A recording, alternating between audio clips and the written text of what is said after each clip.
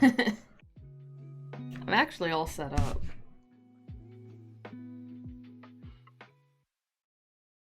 Surprisingly, on the ball today, even though I don't feel like it.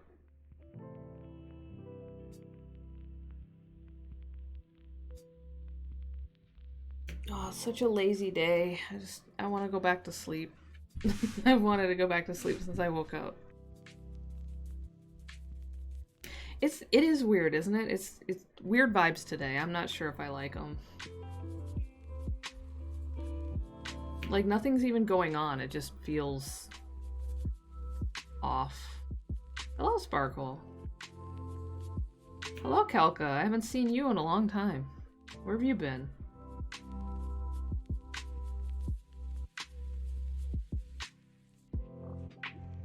So I'm here in my bucket. Hi, Flolis. I haven't seen you in a while either. It's not like I played Terraria with you for several hours.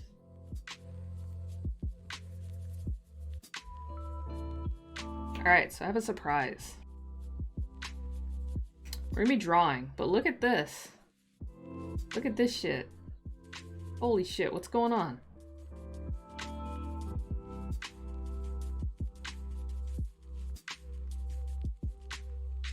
Hell yeah.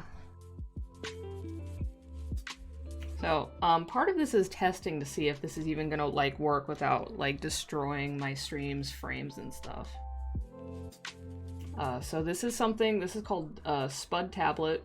It's developed by one person, and they have one that works with controllers and stuff too, but I wanted to try this out because it looks really neat.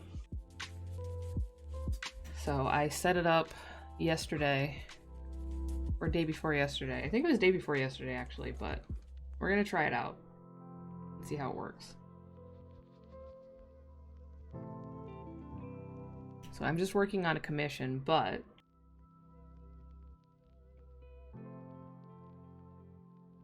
see? So it just tracks where the cursor is.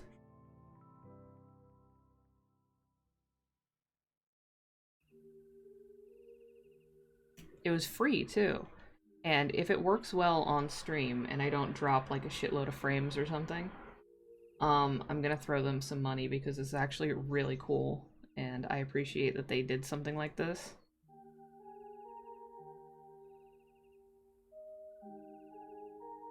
Also, apparently, the anime girl who studies to lo-fi beats, now I guess you can use all of the music on that channel and their streams on Twitch and YouTube streams, copyright free. So that's what we're listening to today. I'm not usually the biggest fan of lo-fi hip-hop, but I figure if they're gonna do that for people, which is super cool, might as well. Might as well. Why not?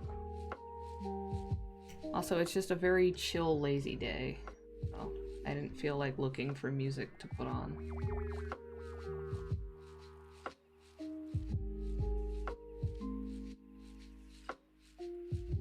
Yeah, if you just go to Lo-Fi Girl, like that, the Lo-Fi Beats to Study and Chill to, YouTube stream that's always on, like it's copyright free, you can use it on Twitch, you can use it on YouTube, you can use it on TikTok, and other stuff I don't remember because I don't use it at all. But yeah, pretty neat.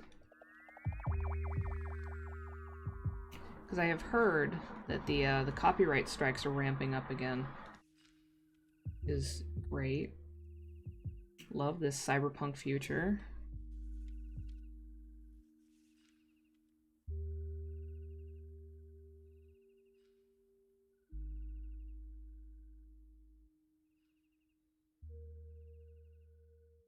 This thing does not track just how weirdly I hold the stylus when I work sometimes.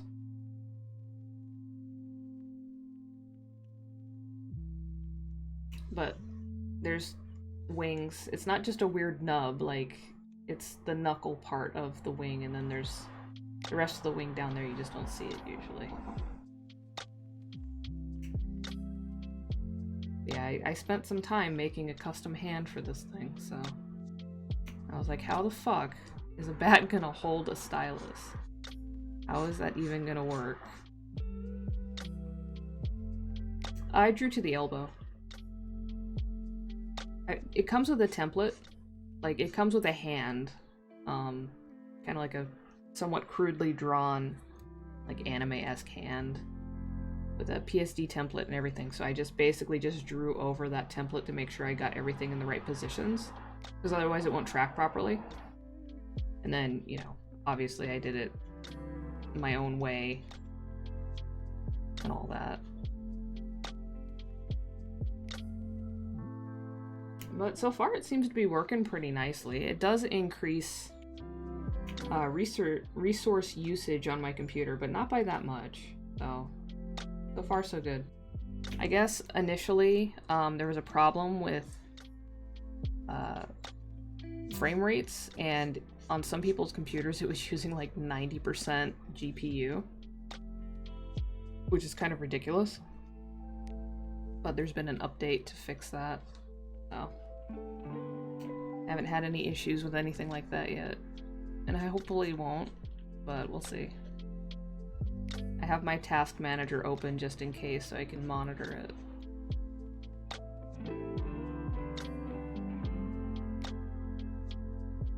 And so far today, Loud Bikeman has not come by. It was raining earlier, but it's not anymore, so that could change. I hope it doesn't. I hope he went on vacation or something. Or moved away. Because I don't want to hear his bike.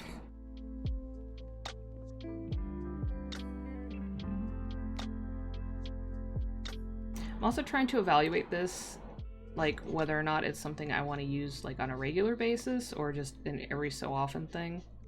Like how distracting is it? Does it get in the way of what I'm doing? That kind of thing. Or is it like a cool addition to the stream? So this is kind of a test run. Because like it's a neat and novel technology, sure, but is it something we want to have around all the time? Or is it just like a special treat kind of thing?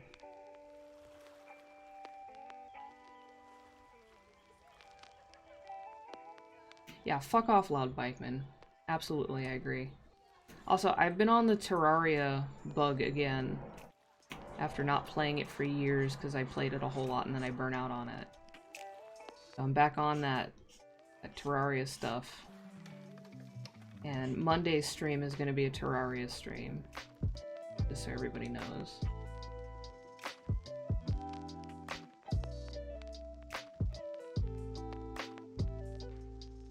So, if you like Terraria, we're going to be playing Terraria. You might be able to play with me too.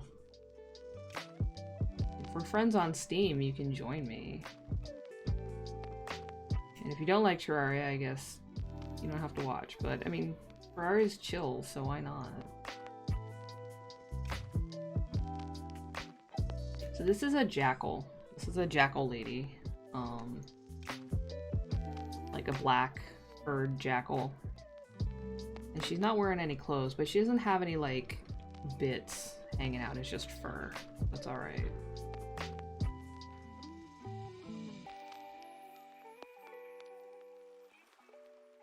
Boss fights are still chill. I took out an Eater of Worlds solo while Flawless and Calco were, like, screwing around somewhere else. It wasn't even a big deal. I die more often from, like, traps than I do from bosses. Well, yeah, I don't play Master Mode because Master Mode didn't exist the last time I played.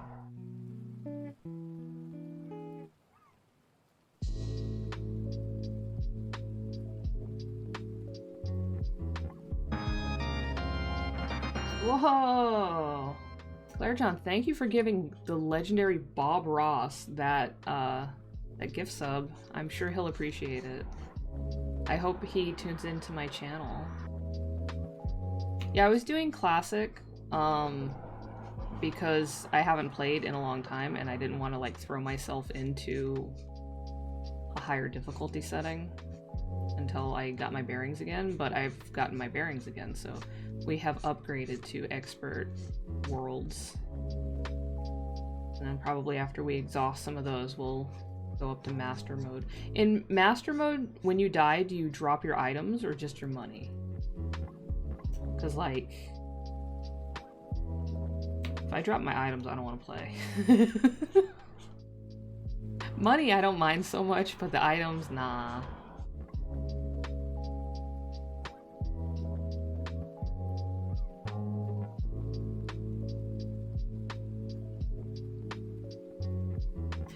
No, my hours have been weird lately. My sleep schedule is really out of whack. I will be the first to admit that.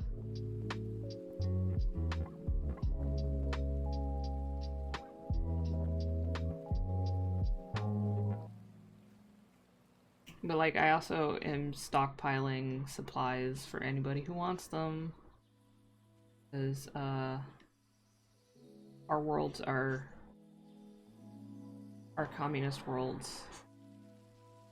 Everybody gets according to their need, and everybody contributes according to their ability, and it's all chill.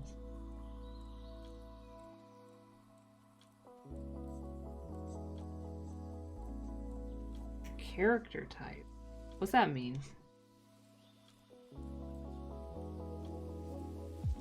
Yeah, there's something called a storage world where it's basically this huge building that has like every fucking thing in the game. Like even like endgame stuff. So if you really just want to fucking cheat, then you can. I don't. I didn't.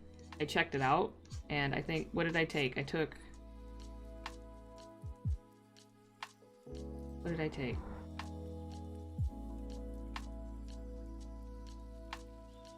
What did I take?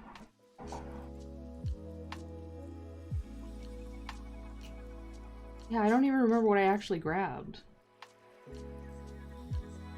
Oh, okay. Yeah, I don't think I chose hardcore.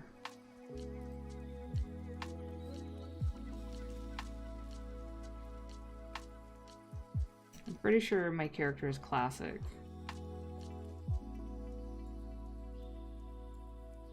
Because I want to play Terraria and not Dark Souls.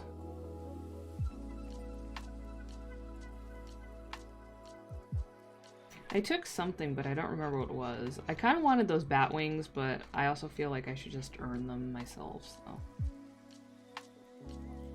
Okay, yeah, I'm not doing hardcore then. I don't want to draw, I don't want to drop my items. That's like RNG based stuff. Money, you can always accumulate more, but sometimes, you know, you get a lucky drop and you're not going to see another one of those in your playthrough, so. I ain't doing that shit.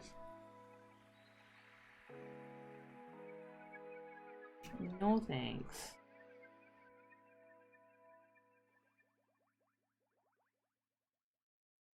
I do die regularly enough from like traps and stuff. Like, I had a sand trap fall on me and I couldn't dig out of the sand fast enough. That sucked.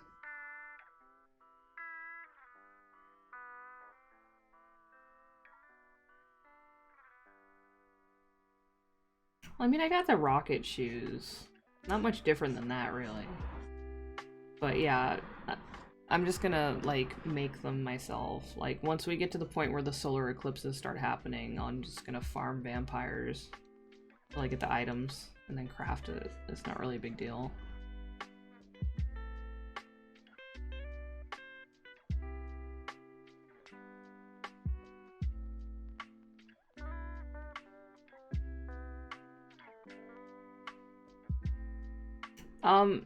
They last a bit longer than the rocket shoes.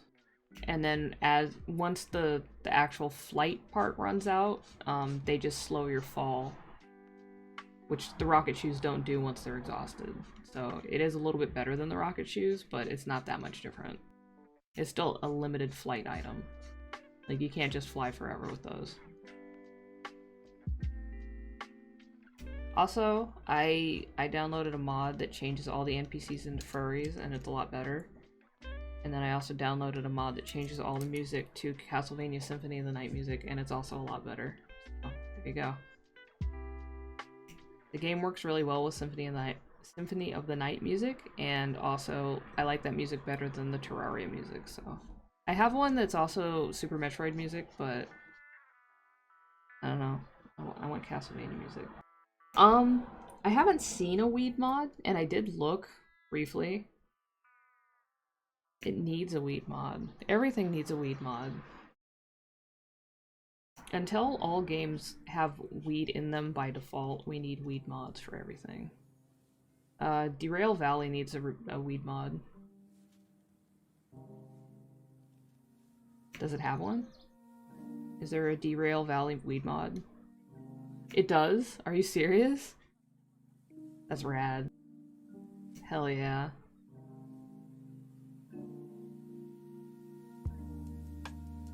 Oh, it needs it, yeah. Weed Rail Valley, for sure.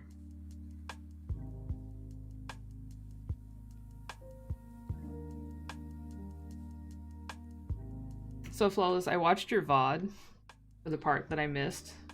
Where I woke up, and I was looking at that person. It was like throwing the hissy fit because you weren't like reading every single thing they posted in chat, like out loud on the stream. I was like, what the fuck? I was kind of thinking I was gonna just ban them. So when I stream Terraria on Monday, you know, if they're looking for Terraria streams and they hop in and try to pull the same shit with me, I won't even have to worry about it. But at the same time, I kind of want them to, so that I can, like, give them a little sit-down talk about how you conduct yourself in a stream chat and how you don't demand that the streamer read every single one of your messages out loud on stream.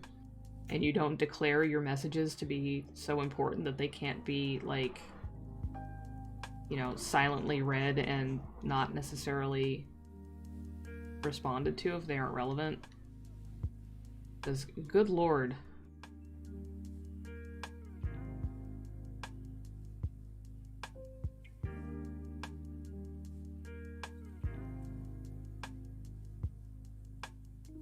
I don't even know what that person's problem was. They were, like, seriously, like, upset that Flawless was not, like, reading out every single thing they said, and they were just saying the same thing over and over again. It wasn't even that, like, relevant to anything. As a moderator, I demand you read all of my messages. Okay. I will read them.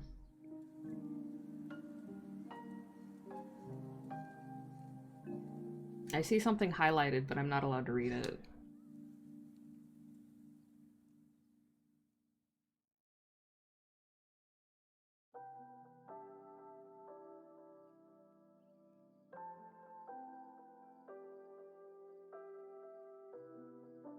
Did you set the car on fire? Because while it's rude of those kids to come in and demand you do something in that game, you should definitely set the car on fire. Now I'm gonna go into every one of your streams and demand you set a car on fire, even if you're not playing anything with a car in it. And if you don't do it, I'm gonna go, I feel so sorry for Extinct Inks, aka me. And then I'm gonna whine about it, and then I'm gonna go, I only go into streams so I can interact with the streamer a lot. I'm gonna leave now, and then stick around for 5 more minutes before finally leaving. Because that's exactly the way you behave in a streamer's chat. Totally the right way to do it.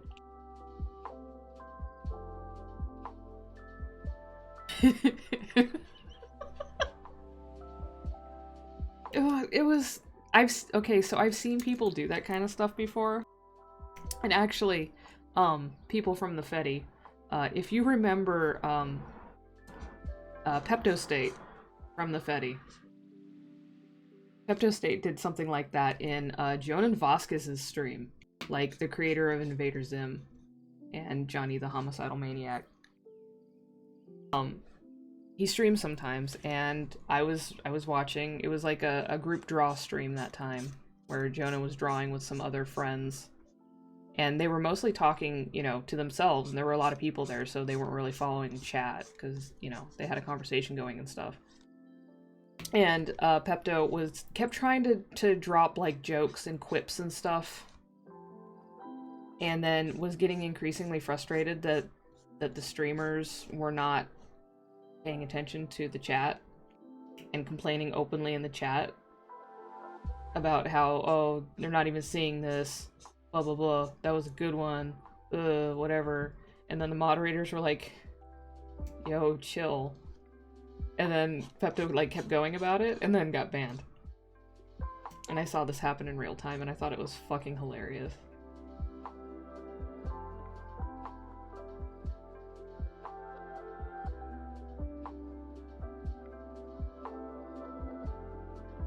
No, like you handled that probably the nicest way you possibly could have, considering how just out of left field it was and weird and rude. Like, you could have totally just dunked on that person and just made fun of them until they left, but you were more just like, alright, and then kind of just, you know, didn't give them the attention that they were craving so badly. And honestly, that's probably like the gentlest way you could have done it. You know? It's not like you were being mean or anything. It was just super fucking weird. But yeah, I've seen people act that way in other places. And it's always super awkward.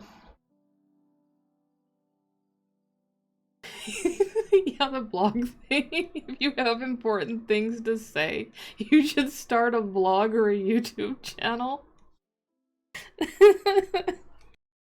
Oh, that was fantastic. Yeah, exactly. Like, I've seen you when you're truly frustrated with someone who's just kind of, you know, overstepping the line. And that person last night definitely got the softer end of things from you compared to what they could have gotten. I kind of suspect, because I did peep their profile just to see if I could figure out what they were all about. I kind of think they might have been a kid. Because like their banner and their user picture are like from Roblox. And their whole thing is like, oh, I like Terraria a lot. Okay, bye. So I kind of think they might have been a kid. I don't know. But yeah, that was weird, but also funny, but also really weird.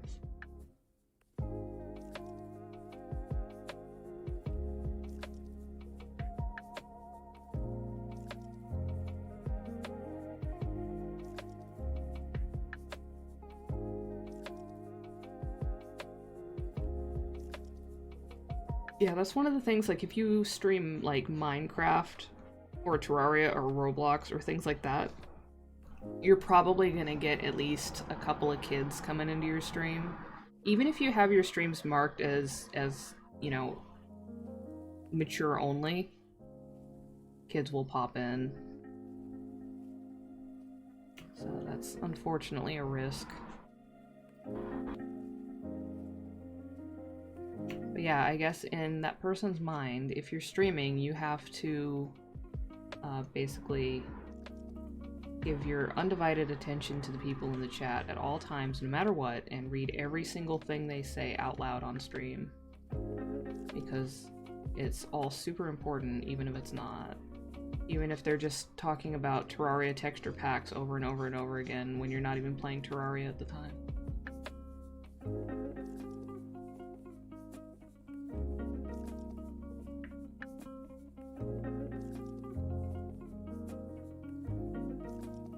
Anyhow, that was entertaining.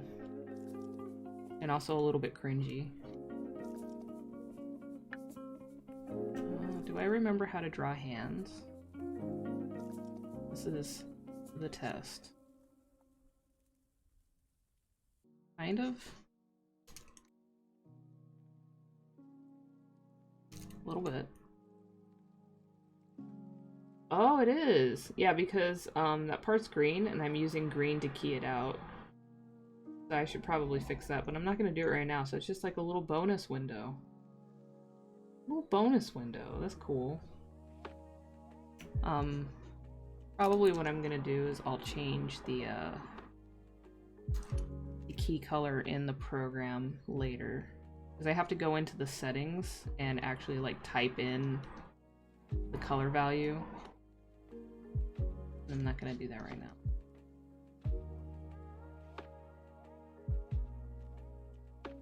It's like one of those green screen malfunctions, like when somebody wears green when they do the weather report and it like keys out all weird.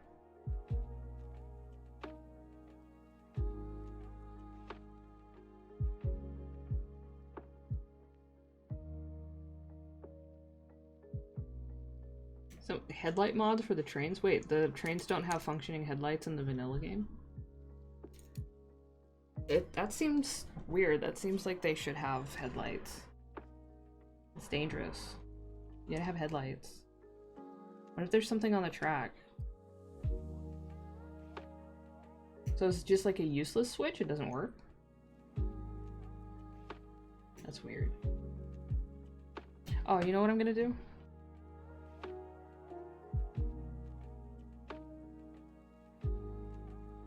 We need some props.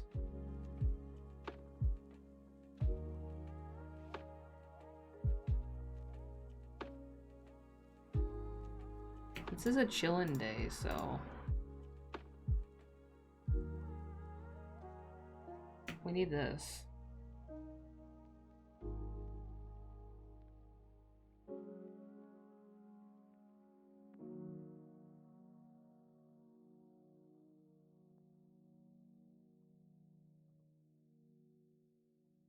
Yeah, just leave it on my head. Just put it right on the head. Just prop, like, right on top, just balancing it.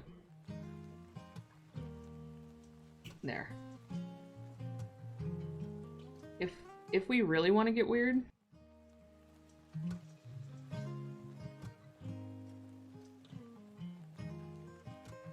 Oh, I can't wait until they implement a hotkey for these things.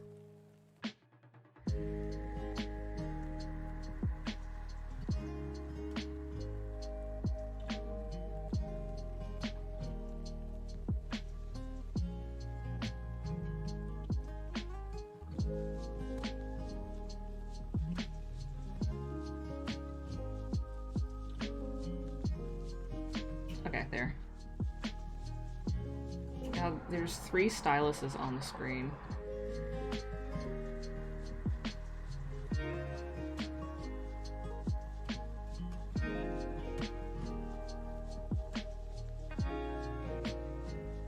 So it's just like a dummy switch then. It's just a fidget switch. It's just there for you to play with while you're driving the train without it actually doing anything. I gotta draw this hand. I should smoke a stylus, you're right.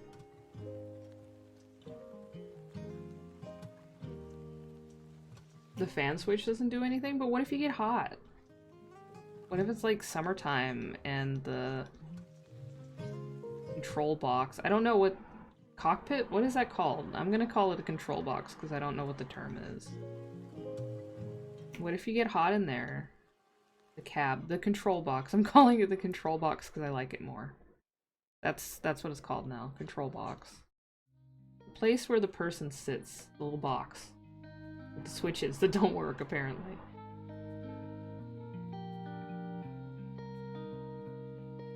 Wait, I thought Flawless did the fan on stream and it did like spin or something. Or maybe he was just explaining what it does, but it didn't actually turn on.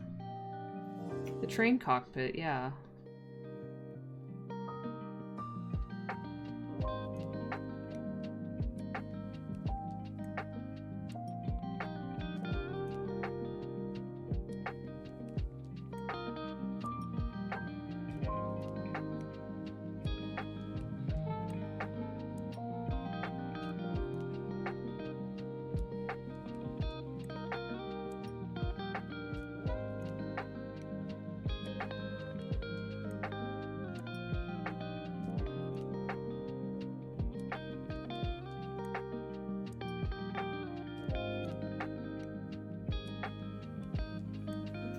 I think it was, when was it? A couple weeks ago, I think, Flo streamed it.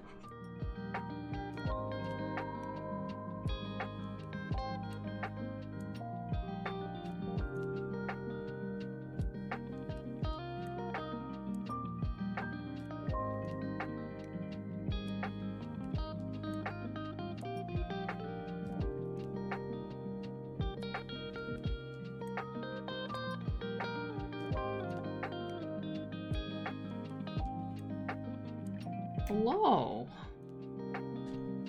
We are drawing today.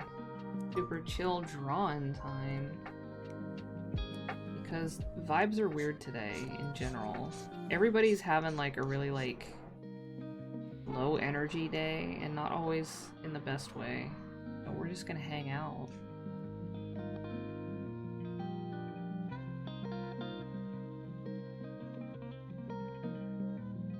I don't know if it's the weather or what. A nap in VR? I would be like so anxious to do something like that because I'd be worried I'd like roll over and break the VR set or something. Not that I would be using VR anyway, but if I was, theoretically, I'd be worried. Yeah, I'm trying out a new software that I found called Spud Tablet. And it's pretty neat. I made some custom art for it, for the hand.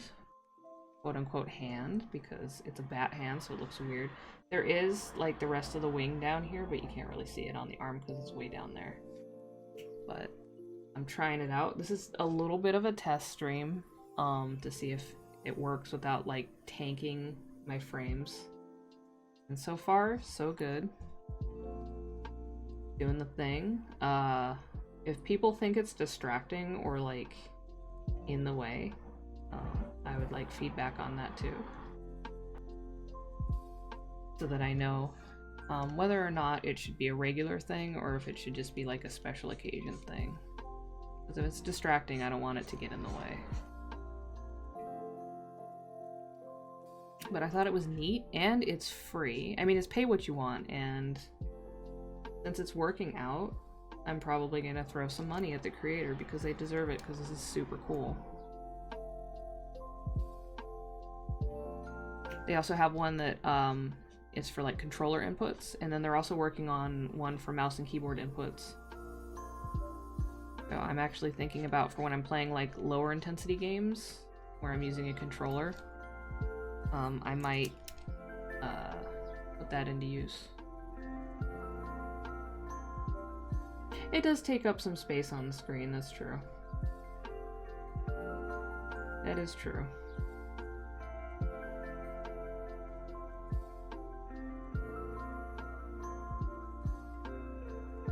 But I guess it would be the same if I was, like, when I stream traditional media, when my hand is, you know, on the paper while I'm working.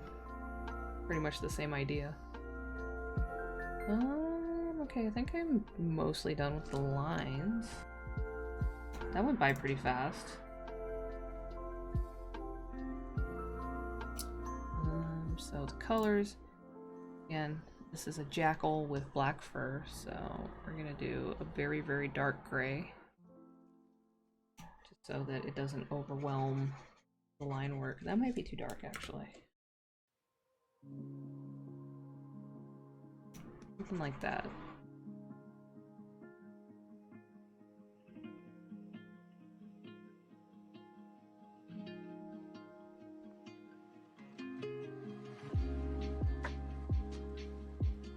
The hair is also black, but I'm probably gonna make that darker so I can make it like glossy looking.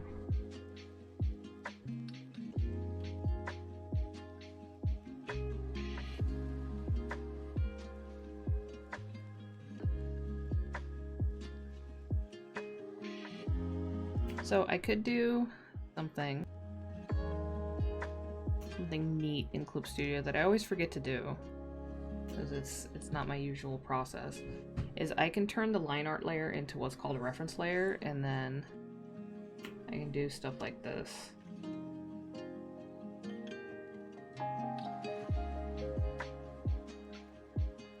and it mostly will follow the lines, and then I just gotta fill in some gaps here and there. I never do this normally. I always forget. Because I started doing traditional media where you don't have a convenient paint bucket or anything. So I just color stuff in as if I would on paper. And don't take full advantage of the tools that I have. Which, who's to say if that's good or bad? As long as it works, who cares? Yeah, it's a neat little thing you can do. It would be a much cleaner fill if I didn't use such a textured brush for the lines. But I like my textures. I will say that it's a bit cleaner than just paint bucketing normally, or trying to do lasso. I don't like the lasso method. A lot of people use the lasso method to fill stuff. I don't like that. It actually feels like more work to me.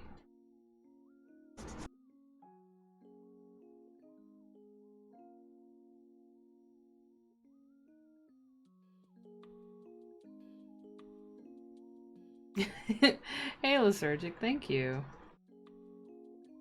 I can only take credit for the artwork, not for the software.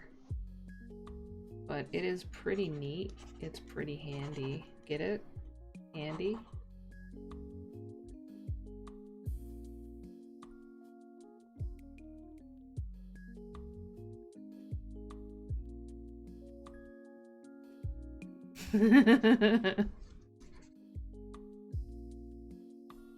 Hell yeah.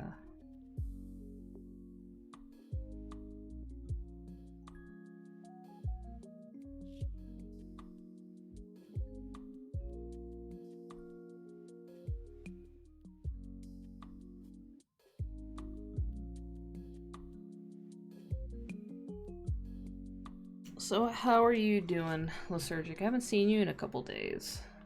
My sleep schedule is even more out of whack than usual. And today is like a super weird, low energy, groggy, even though you got plenty of sleep and have had plenty of coffee kind of day.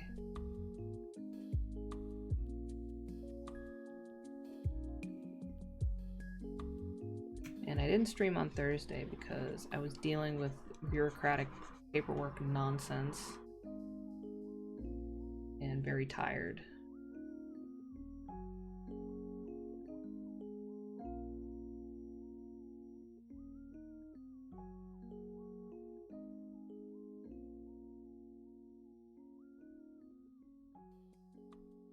I'm not going to get into details, but basically my state decided that they wanted me to verify the information about my quote-unquote business.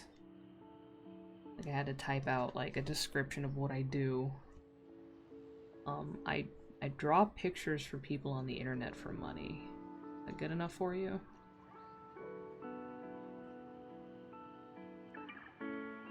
Like, I don't know how much they wanted me to dress that up to sound business-like or whatever. That's what they're getting.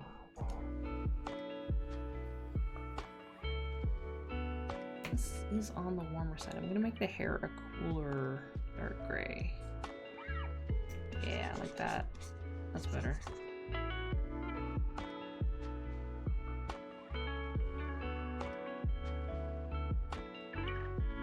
Yeah, I hate it too. Like, I don't know what to tell you. This is how things are in this cyberpunk future.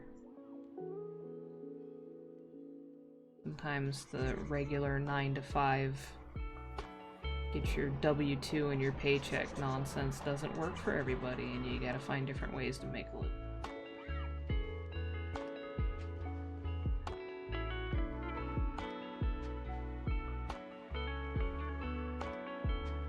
We need a freelancer union, but like a union that can actually do things and isn't just like a formal thing.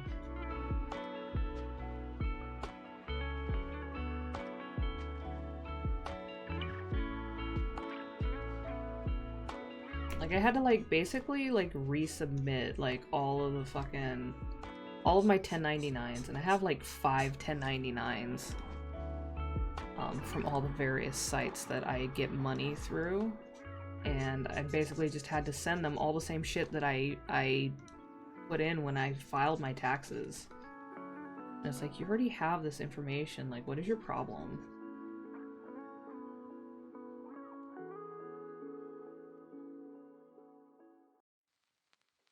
Because they sent me a letter like, oh, you have to verify this and stuff. Otherwise, we won't give you your refund. And I'm like, you assholes. Part of me was kind of tempted to just be like, fuck it, I don't even care, but I also use the money back. But we'll see if I even get it back, I don't know. Whatever. Oh, thank you. Yeah, oh, I just realized now I need to define some of the neck business over here. It's looking a little thumb-like. We don't want that. It looked alright before because the sketch was kind of like doing some of the work, and then I forgot to ink it, and so now it's like, oh no. What is going on? The neck is just merged into the shoulder. It doesn't look right. Yeah, that's what I'm talking about. It's a really, like, low energy day. I didn't even notice that until just now. And I should have noticed it. But, like, we're gonna have the other part of the neck coming up like that. A little bit. And then the collarbone, because the arm is raised, so the collarbone's gonna be going, like, real high up. Just the angle of the arm and stuff.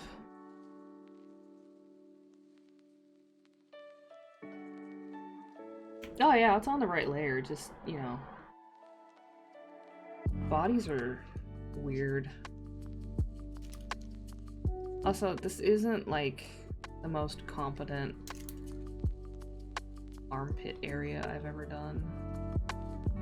Define the deltoids a little bit, probably. That might help.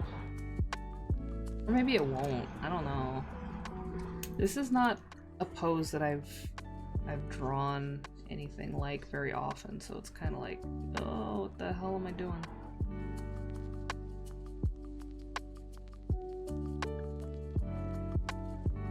I don't want to be energy. I want to be, I don't know, I want to be something cool. Just let me be a bat in real life. That'd be cool.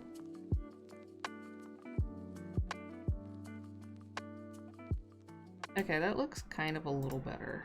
Yeah. Yeah. It'll do. Now it doesn't look like there's some kind of weird, like skin fusion going on here, in this little area at least. It looks like these body parts are separate and distinct to some level. Do some shading under the chin, so kind of defines that there is a chin. Did everybody watch the new Big Top Burger? If you haven't, please go do that. You can go do that right now, I won't even be offended. I want a big telepathic brain, too.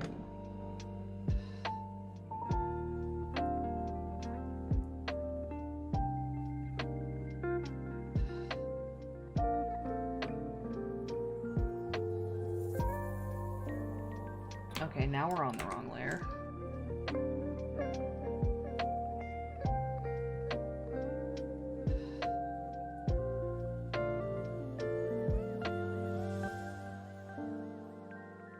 Yes, the lore does thicken.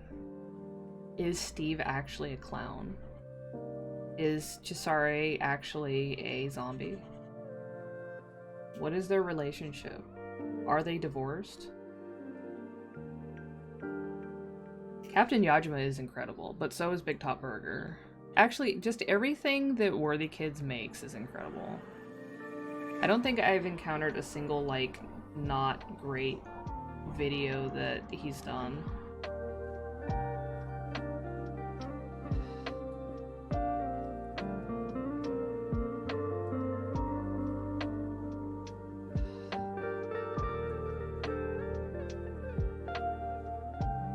Yeah, I think Steve is a real clown too, but now I'm starting to think that Cesare is an actual zombie, because he said he doesn't eat food.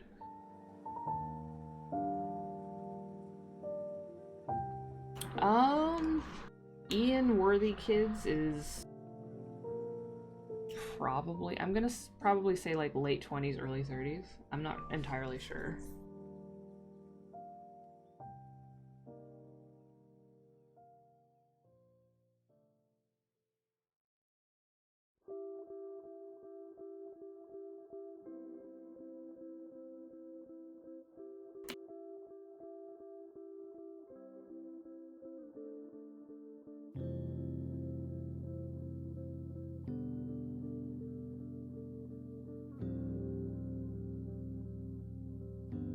Yeah, he doesn't, like, I don't have any easy way to, you know, be creepy and look up exactly how old he is, but based on, like, the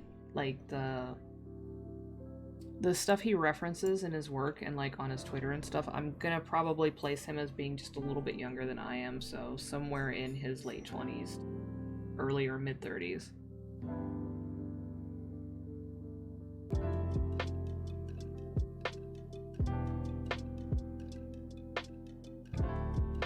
Yeah, and he's done some things, some other things that look like stop motion from the Rankin Bass era, like the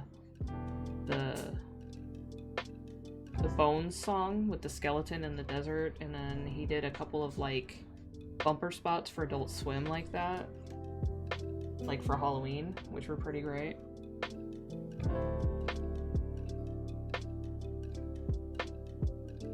Hello, Sailor's Tailor, welcome.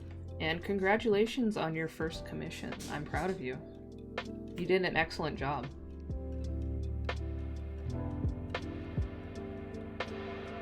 Alright, so because this character is just a whole lot of dark colors, we need to do some highlighting so that details pop. That is one problem when you have characters that have like a lot of really dark fur, is that if you don't go in with some highlights somewhere, and this is a flat color, so I'm not going to be highlighting everything, you can lose details in line work, and that's a shame. Captain Yajima is great, and I hope that there's more. I hope that it's like some kind of a series. I also want to see more stuff like Wire, which is practically a whole ass anime in like a 2-minute something video. It's incredible.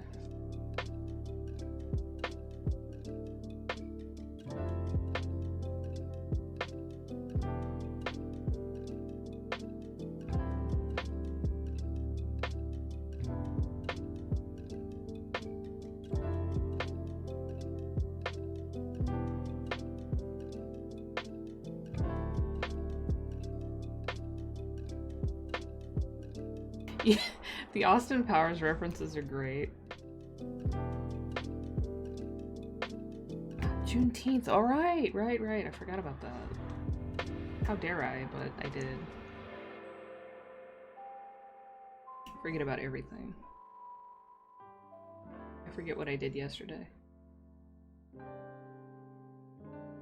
I want there to be a new Austin Powers and it's just him killing James Bond.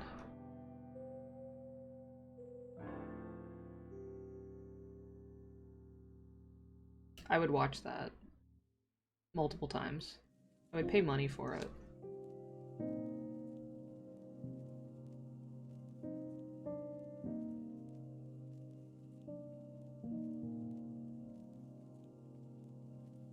Okay, so the body is actually probably fine because it's not like completely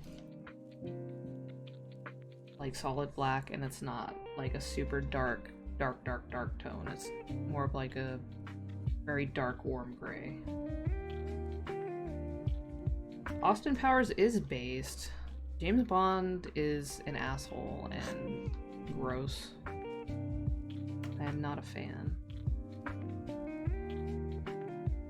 I would be perfectly okay with Austin Powers taking out 007.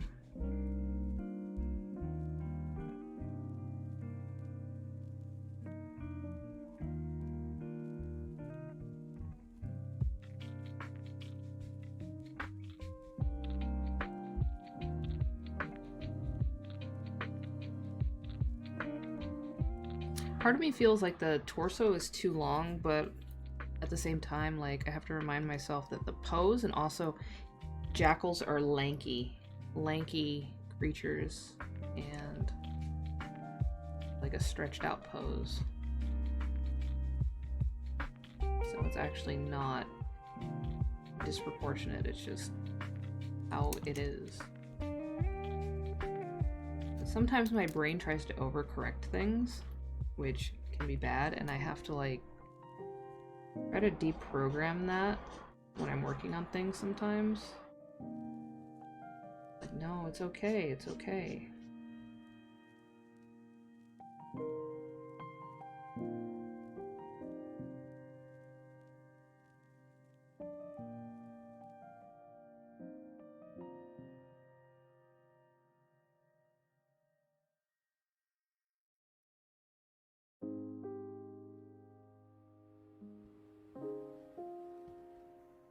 Oh, no, I don't like this hand anymore. Been a few minutes and now I'm looking at it and it doesn't look good. Bad. Don't like it. Nope. It was okay before and now it's not okay at all. Why did I do this? Let's make the pose more dynamic. Let's make the hand like doing something from like an angle I don't normally draw. It'll be fine. It'll be fun. We'll learn things. And now it just doesn't look good. And now I'm mad at myself. When will I get the technology where I can just project my thought into a drawing exactly as it appears in my head? Alasushi, thank you for the follow. Welcome. Enjoy my complaints about my own artwork. Because there's a lot of complaints.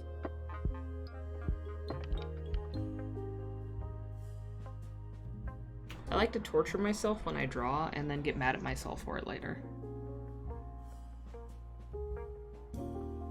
My problem is I can visualize really well. Like, I'm one of those people that can visualize like things like photorealistically, and I can rotate them around and shit. But it doesn't come out that way when I draw. Over the years, it's gotten closer, but it's still not the way it is in my head, and it frustrates me. So, Clip Studio, the program I'm using right now, actually does that. I'll show you. And I do make references for myself using this sometimes. Oh, where is it?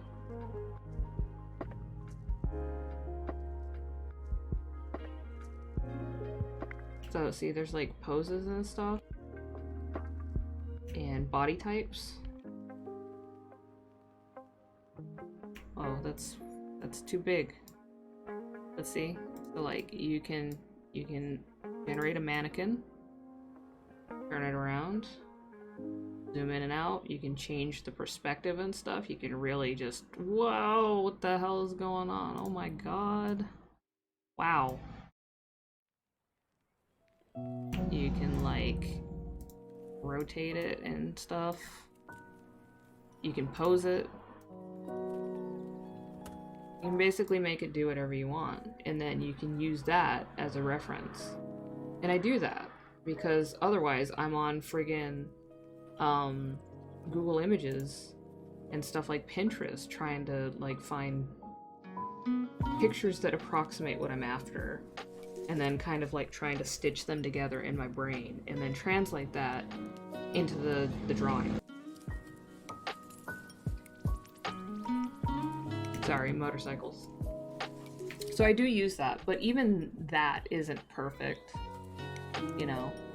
So even that, like, there's limitations to like how these things will bend and stuff, and so it's never exactly. It's a good tool. It's very useful, but you know.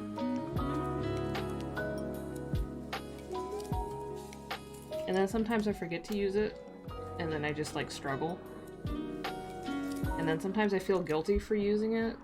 Like I feel like I'm cheating even though I'm not. It's a valid tool, but you know, it is what it is. Also, if you're trying to draw something that's not like just a basic humanoid shape, there's not a lot of options. Like even in the clip assets, which there's a lot of assets that you can download. There's not a lot for like non-human characters. So if you're doing anything that's like unconventional, you're kind of on your own.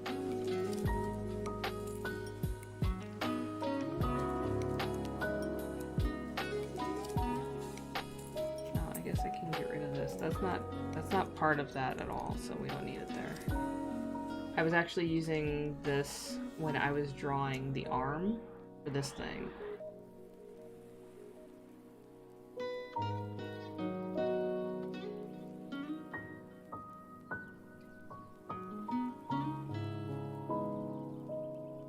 Like, I can show you the arm. So this is the arm that I drew for this. Let's see. There's the wrist.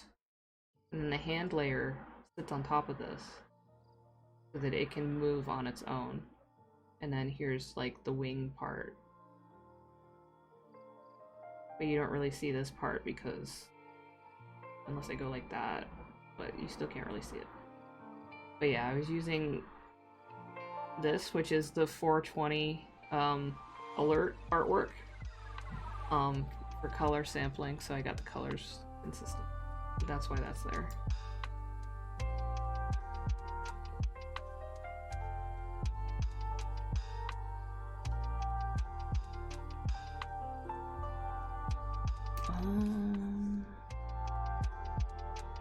But after I'm done with this, I have some Pride YCHs I need to draw. I'm gonna be doing those next. Actually, this is like 90% done now because it's just a flat color. I might... Nah, I don't know yet. I might switch over now, actually.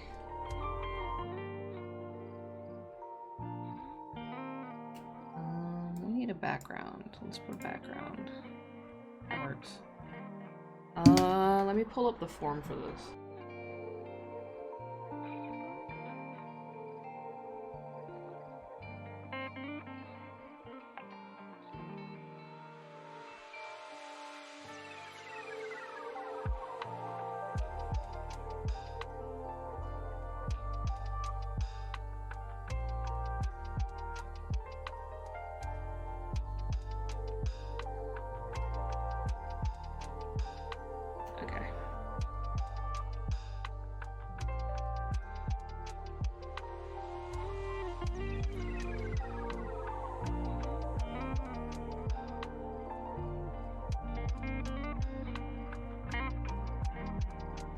So for this one, I'm doing a pride flag of an Eevee character, like a Pokemon.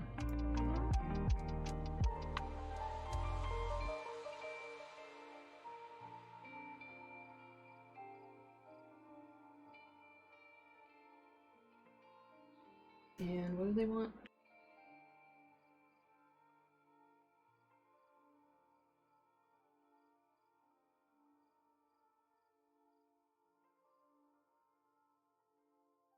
Popsicle and Dongo.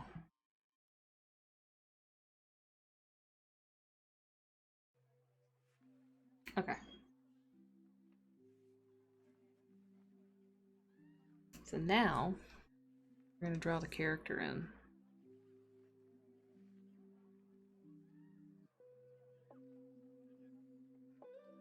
And I'm gonna use the symmetry tool because it just makes everything go faster.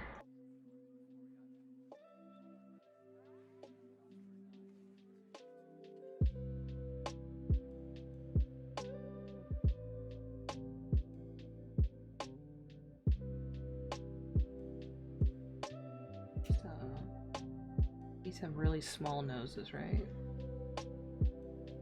I did an Eevee character for No, that was a 420 YCH, never mind.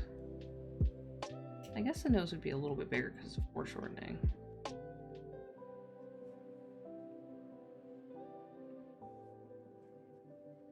Alright, so there's gonna be some big anime eyes going on.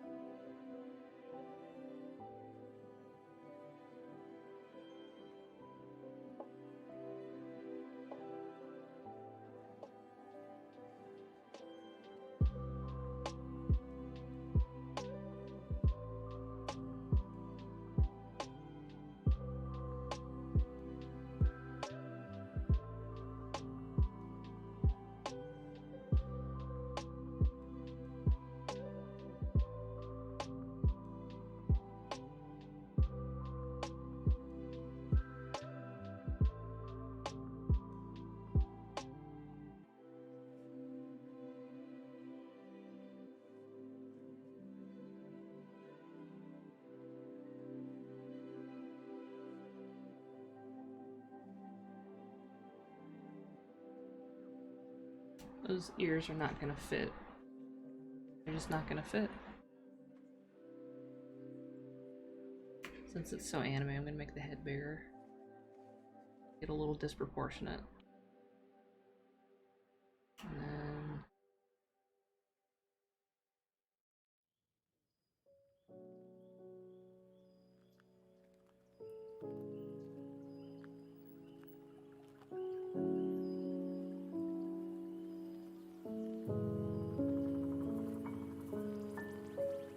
Imagine being an anime, right? But then you'll like get like isekai'd or transformed into something, or you know, something like that. Weird shit would happen to you. Alright, I'm not used to drawing this kind of like shaggy anime hair.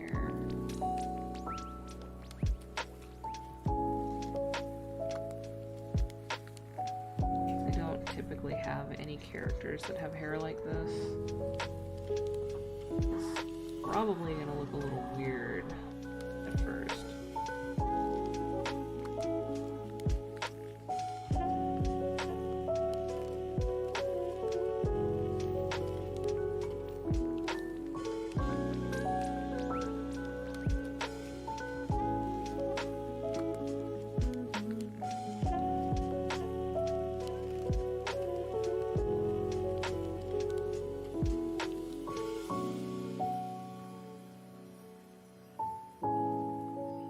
Yes, I do remember when Miyazaki was like, anime was a mistake. And honestly, he's not wrong.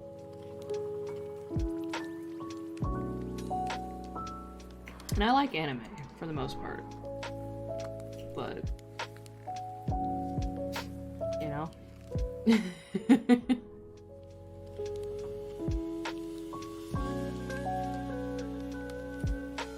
I don't know, I have moments, especially regarding my own art, where I'm just like, art was a mistake, nothing but trash. So, totally a relatable thing.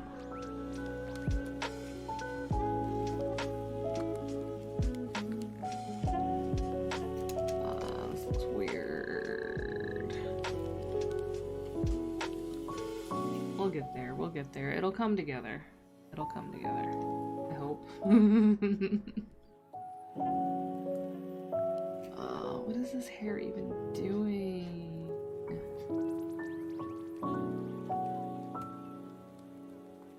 Fortunately, part of this part is going to be hidden. I'm not going to have to worry about too much of it. It's mostly going to be behind stuff. Melodor, thank you for the follow.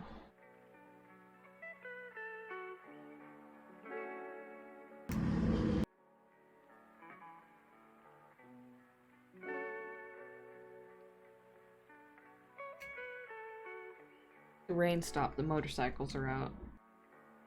Yes, yes, Melodor is Zayana. I remember from the group DM. Today I am having A little bit of an art struggle day. And a struggle in general day, but since I'm doing art, it's coming out in that, but it's okay.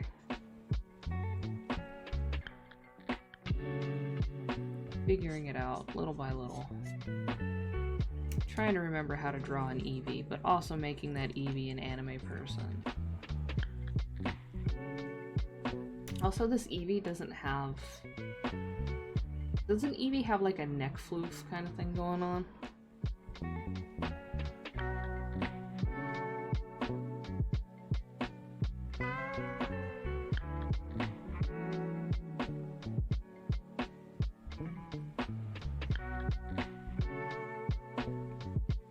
Yeah, this one has no neck floof. So, that's throwing me off a little bit too. I'm assuming since the person sent me this as the ref to go by, they don't want neck floof.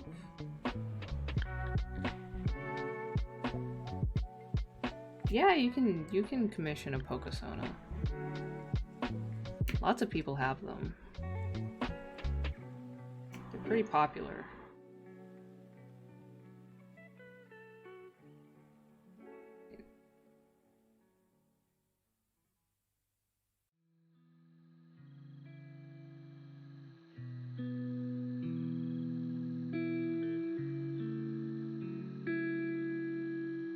Trying to make a messy center part back here without making it look like a butt, because a lot of the times when you do kind of like a center part, the top of the head, it looks like a butt. A butt made of hair, but a butt all the same.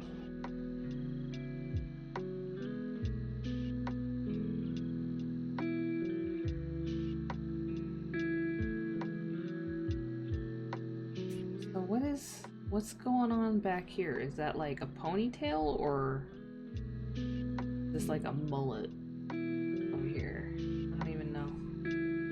Hair butt, exactly. What is help? Cause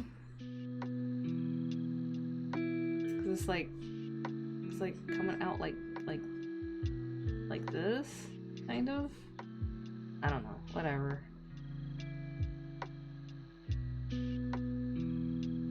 Are they wearing this outfit? I don't know. Oh, somebody honked.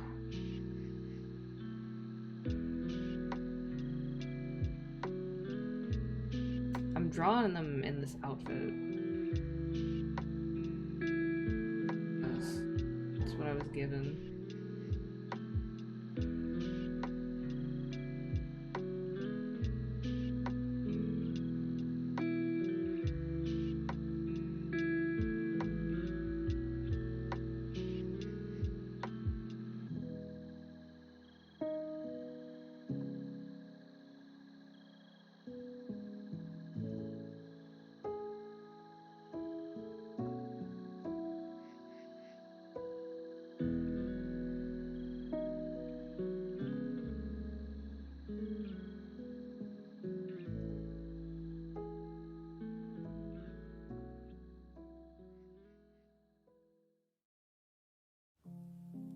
You need to be something celestial. Yvonne. Eevee on B. There you go. You could be that, though, yeah.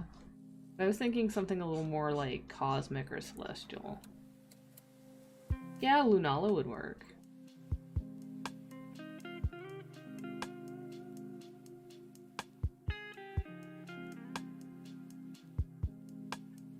Valid to be a legendary.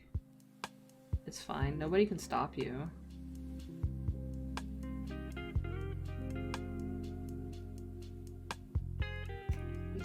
There can be any evolution you want. Nintendo is not going to call the cops on you. You can just do whatever.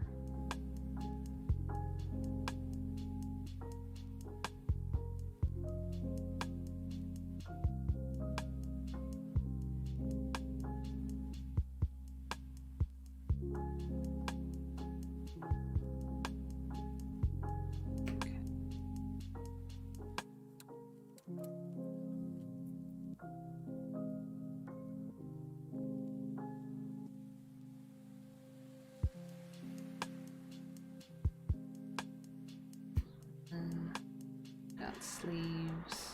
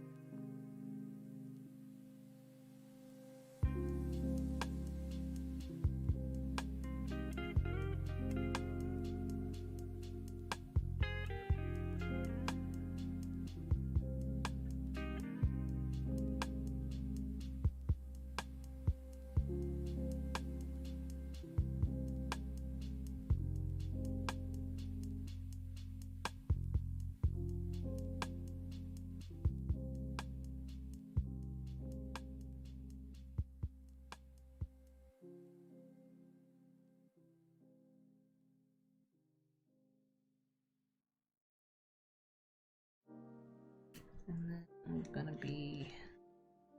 Oh, no, I don't want symmetry for that.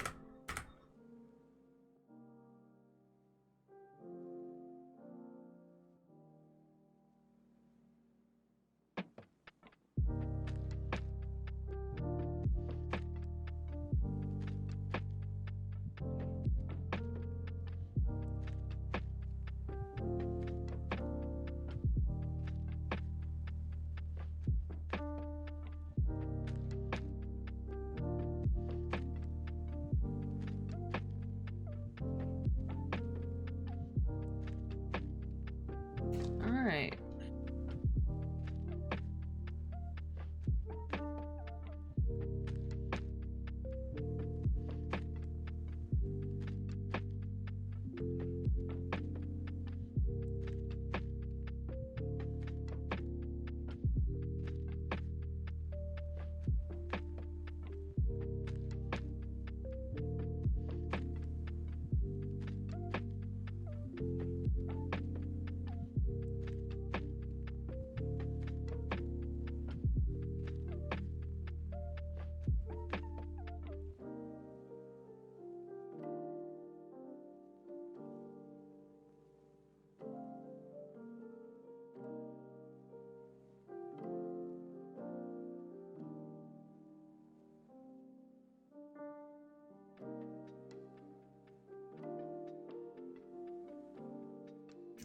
Still feels weird without a neck floof for an Eevee. But that's what the ref told me, so.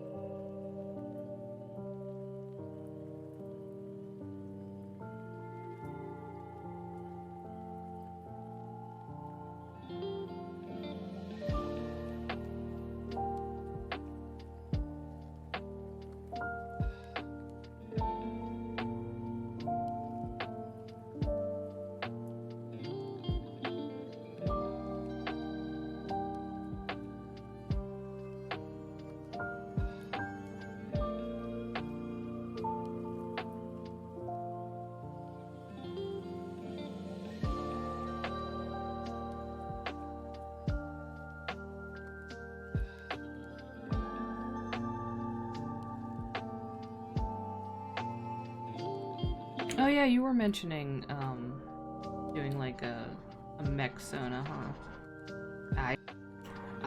not like a big mech person. I don't really have any guidance. You guys just start gathering references for things that you would kind of like to borrow the vibes from.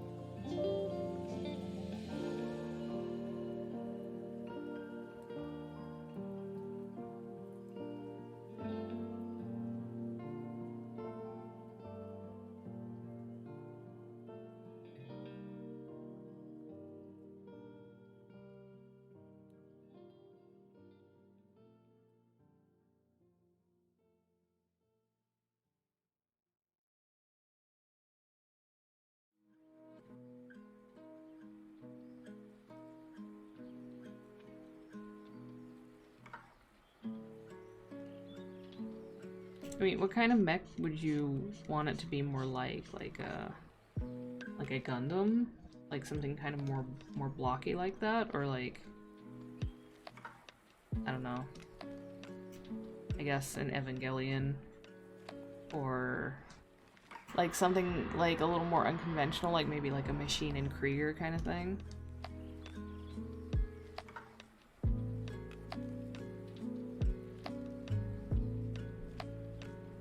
Zoids.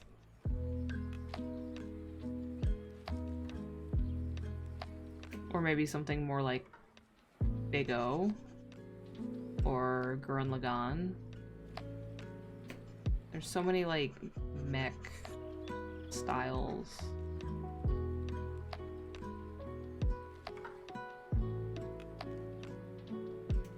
Or like Pacific Rim, the Jaegers.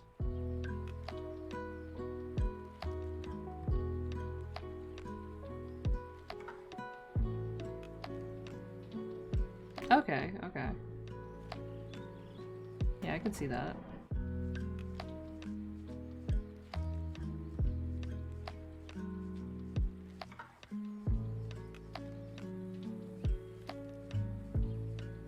Oh yeah, we're gonna have to deal with this hair situation again, huh?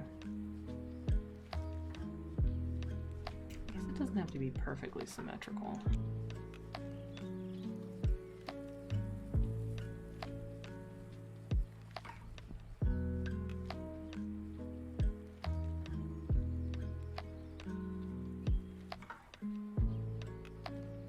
That's better. Make it a little asymmetrical. It looks a lot better. Doesn't look as weird and shitty.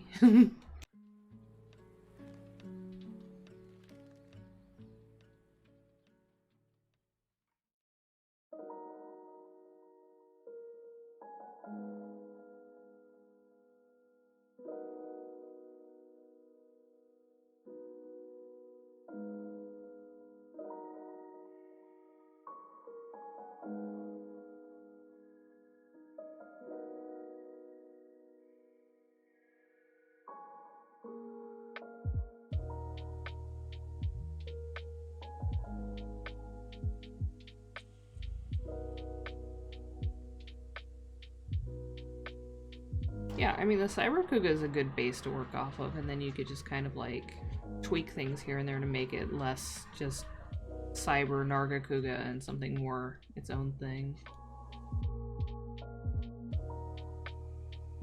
I mean, you gotta start somewhere.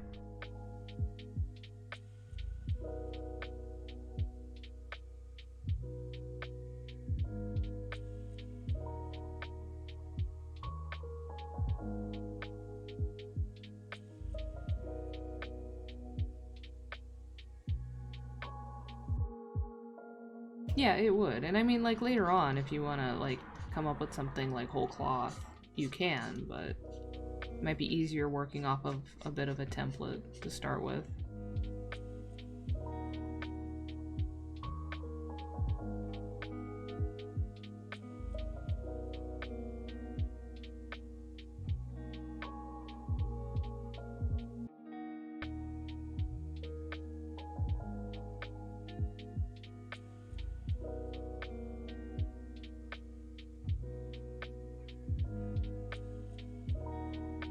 Loud bikeman just passed by. So everybody knows. He didn't do the really obnoxious, super loud thing this time, though, but he might come back and do it.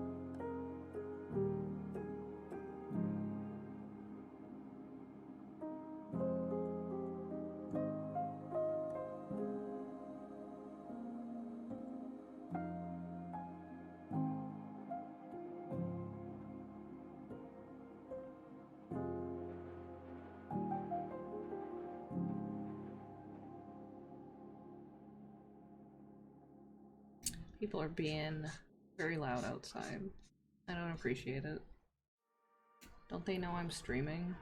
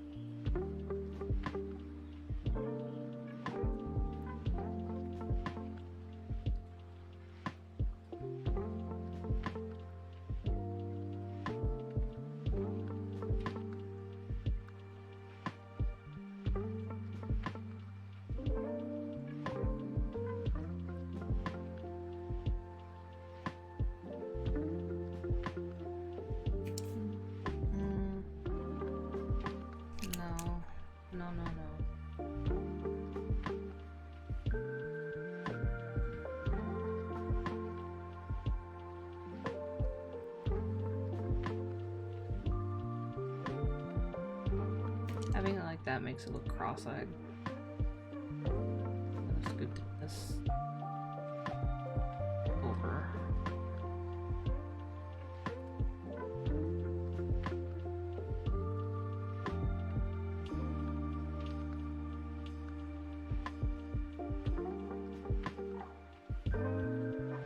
That's a bit better.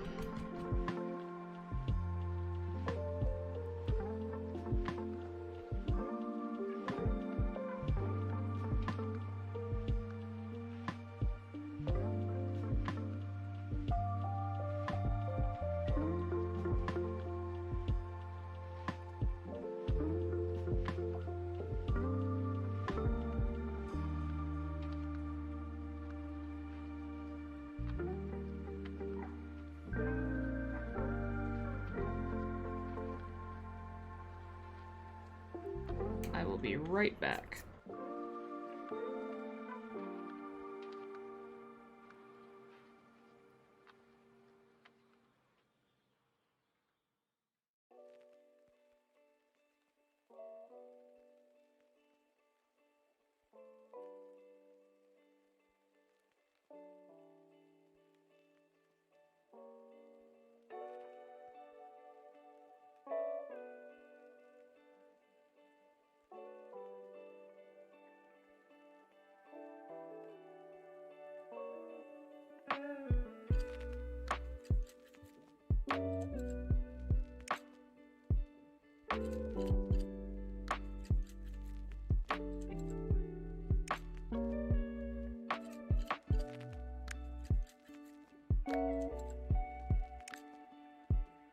Okay, I'm back.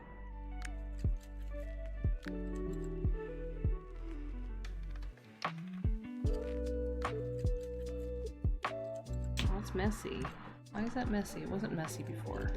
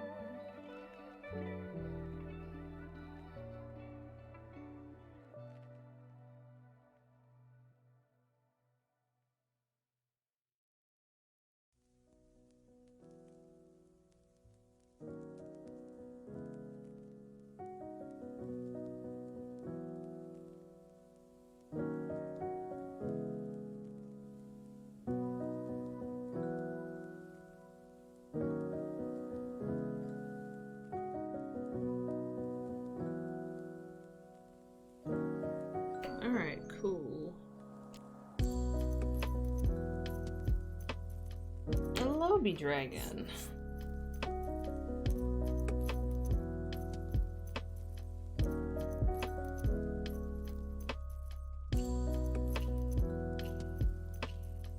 Oh god, it's so lazy today. I'm so lazy today.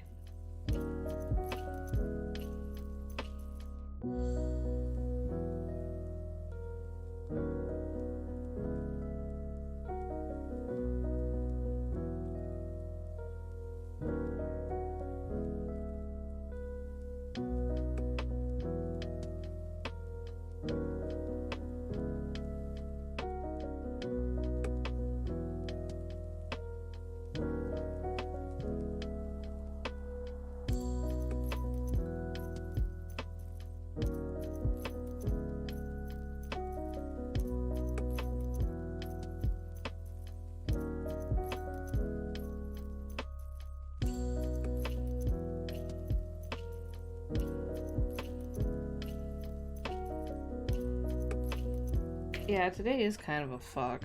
It's just so, like, I don't know, weird.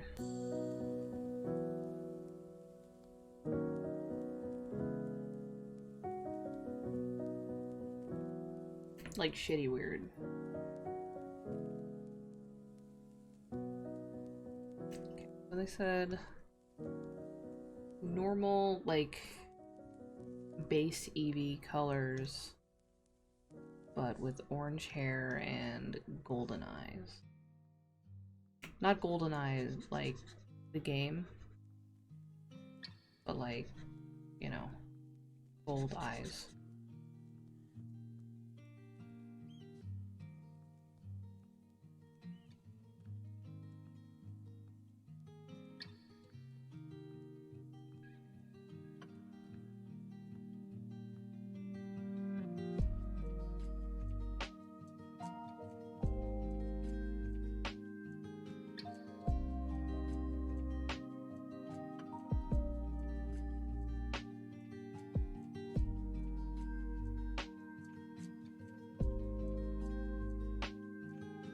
Oh yeah, E3's happening, isn't it?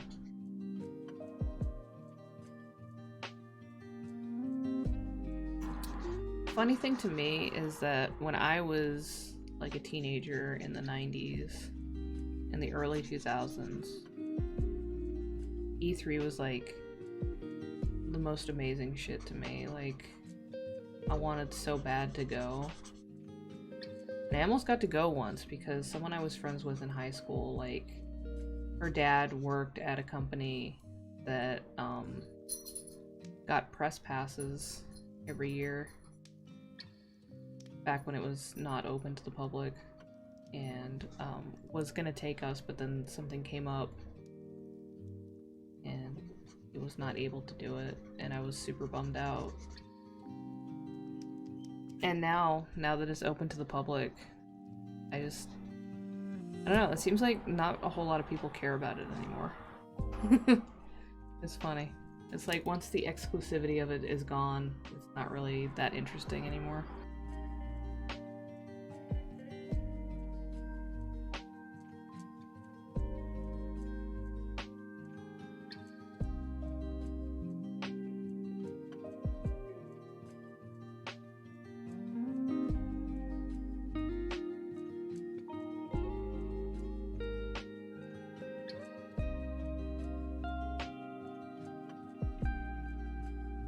I could be wrong though, that could just be me. But I do seem to notice people are less and less interested in watching E3, like each year that goes by. Also, a lot of like news about like games and stuff comes out like whenever, like it doesn't, nobody waits for E3 anymore. Like there's like Nintendo Directs and stuff like that.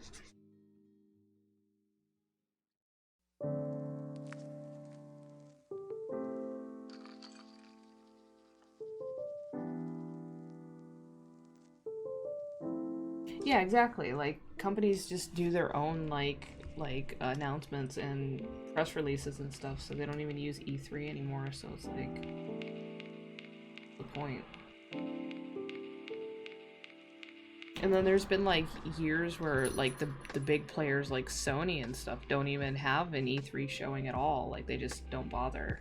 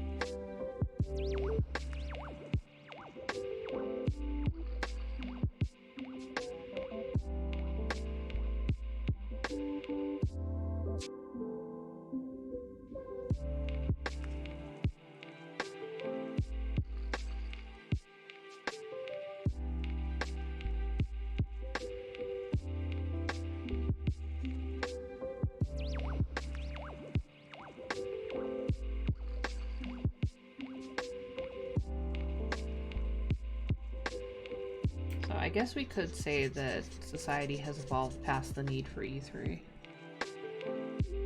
Which I guess that's kind of sad, but it also makes sense.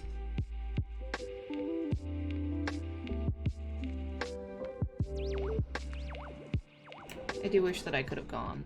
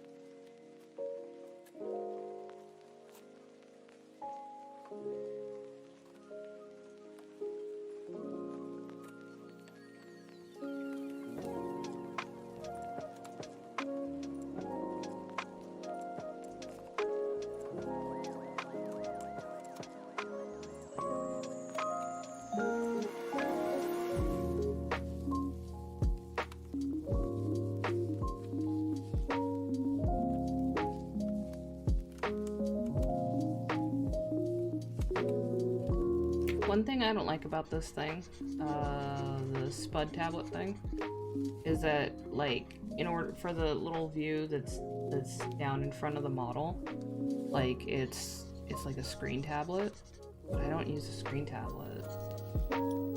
I use a regular non-screen tablet.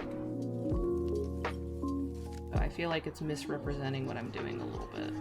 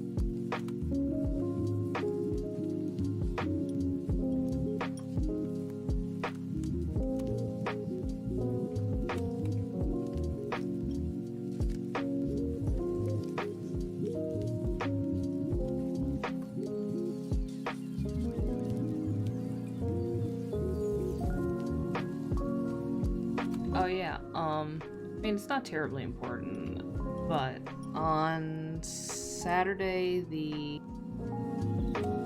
oh, it's 420, nice. Anyway, on Saturday the 26th, instead of an art stream, I'm gonna be streaming, the Pride March in Guild Wars 2. Every year there is a player-organized Pride March, in Guild Wars 2. And I wasn't streaming when it happened last year, even though I participated, but I am streaming this year, and I'm gonna stream it. I signed up in the Discord for it and everything. So if you play Guild Wars 2, and it's free, by the way, it's free, you can come march with me. I'll probably have a Discord chat, like voice chat set up, so we can talk while we walk, because we walk. We actually do the walk, we don't run. So it takes a little while, it takes a few hours. Because it goes like a pretty far distance. And it's a fun time, and it's very colorful. So, feel free to come hang out with me while I walk very slowly across several maps in an MMO. Being queer as hell. Or you could just come to the stream. You know, no big deal.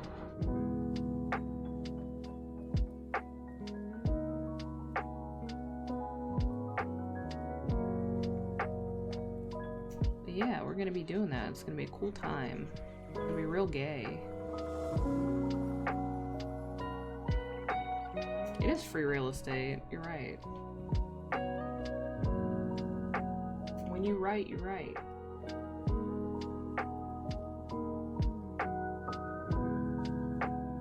But yeah, I thought that would be pretty fun. Just a cool thing to stream. I've never streamed Guild Wars.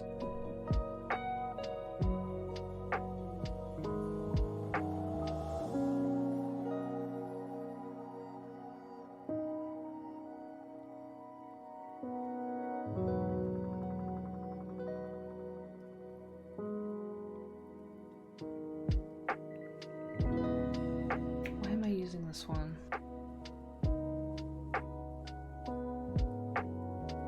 I love my textured brush, but it's not ideal for doing large areas of fill.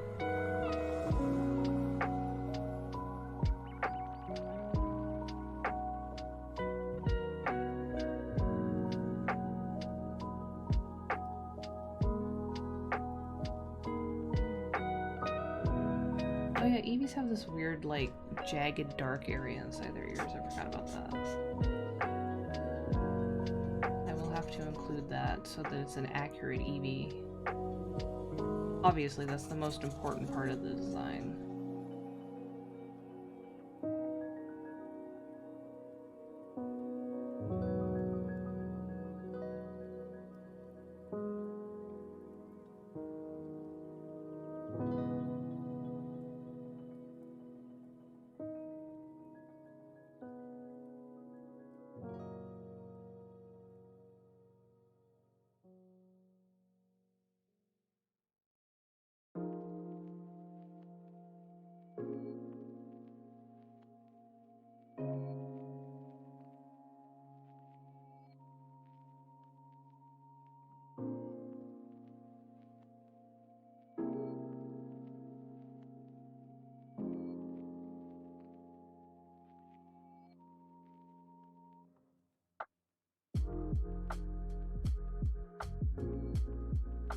Okay, gonna save.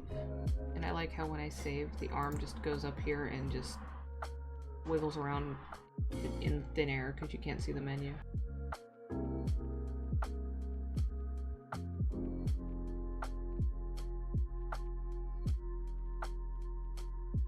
Alright, so it's been an hour and 45. I'm gonna take a very quick break. I'll be right back.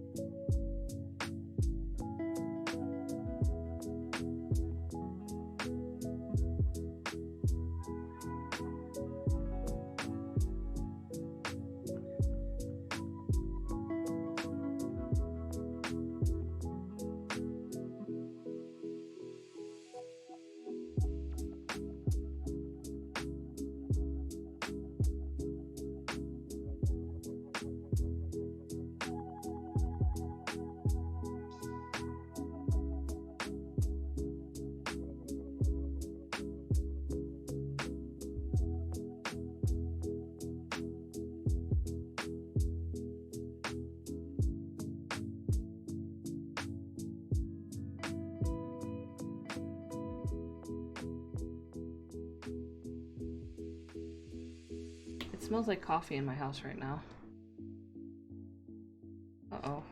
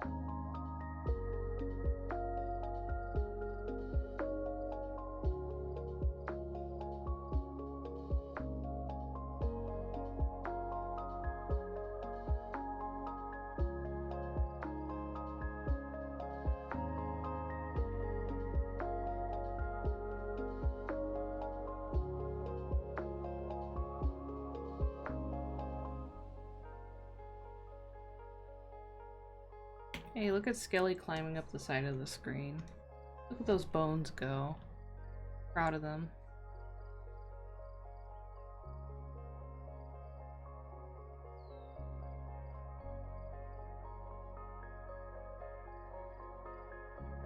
Hell yeah.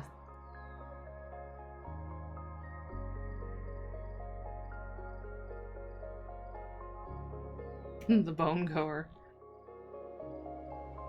Those bones got places to be. They can't sit around.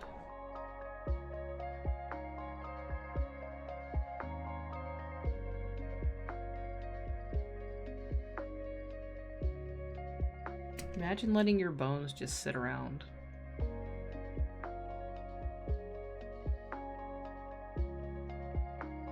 And they could be going and doing things. Getting circuit boards made to make controllers for fans. Bouncing. I'm still not entirely sure what that means, but it's a thing. Driving trains. All kinds of shit.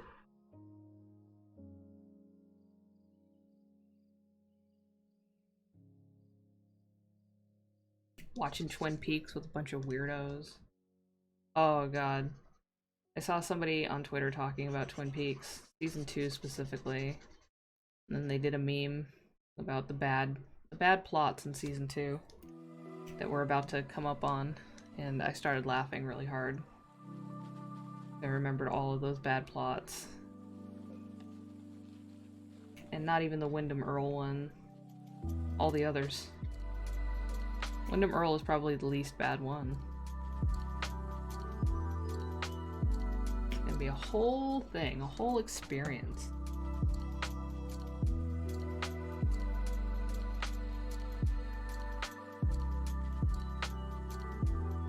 It's okay.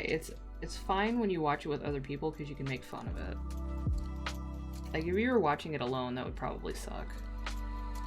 Alright, so both of these are supposed to be the sunset flag, but am I gonna do that for the dongo?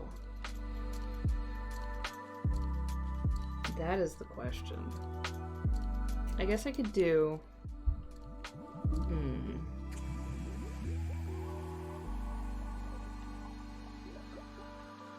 I'm just gonna have to... we'll figure it out.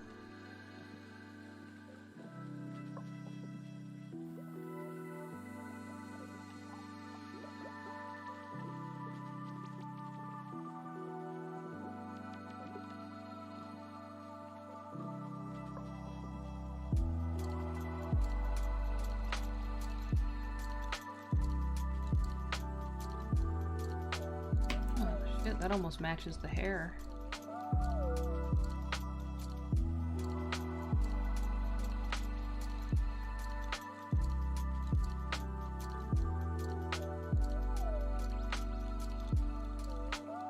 Damn, that coffee smells really good.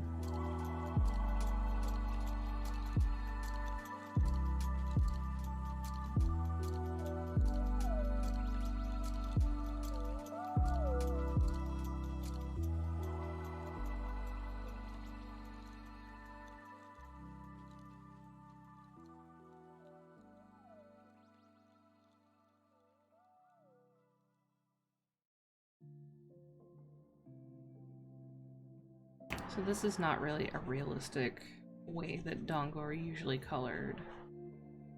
But you know what? That's fine. We'll go with it. This is also a humanoid Pokemon. So we're allowed to suspend our disbelief a little bit.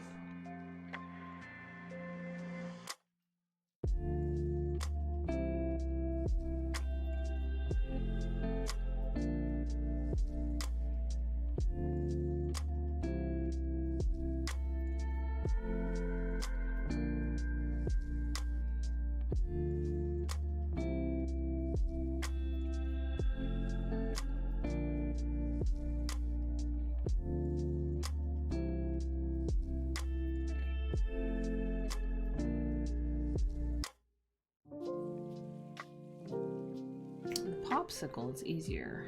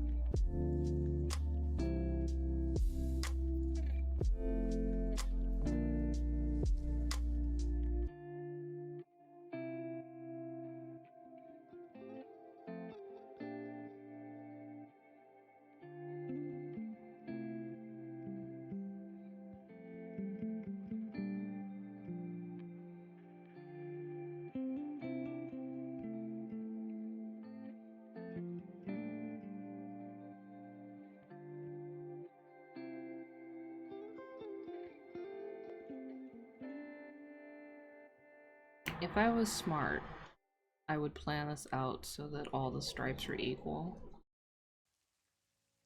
But I figure I'll just figure that out later. I'll just adjust it.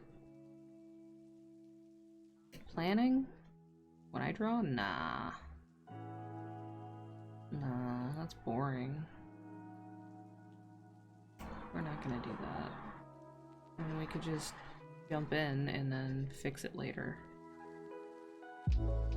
That's much more fun that way.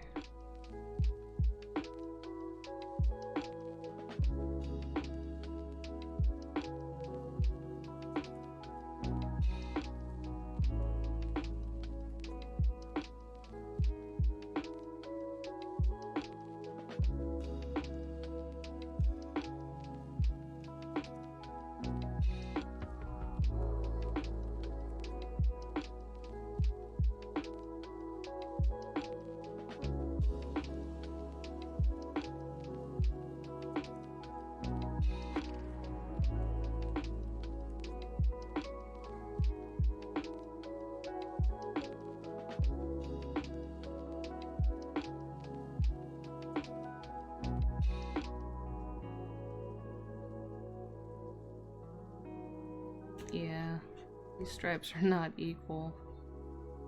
Whoops.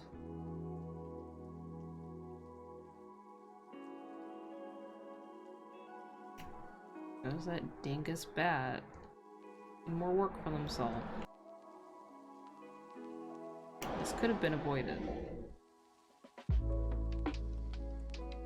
And I knew it the whole time.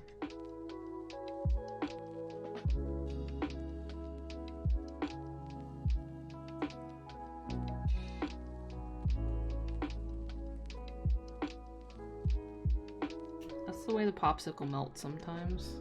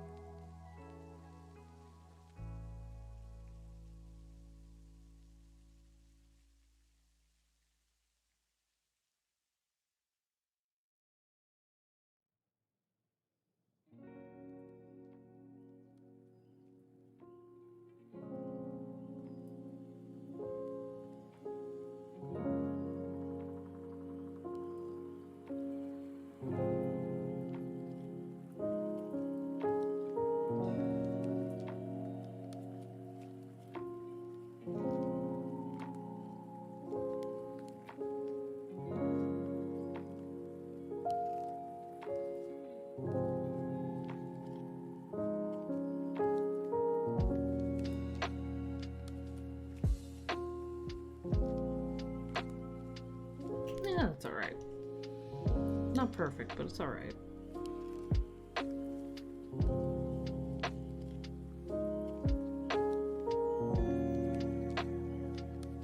It's good enough. The main thing is the colors, and we got the colors. The stripes are a little bit uneven. It's not gonna really matter that much at the size it's gonna be viewed at.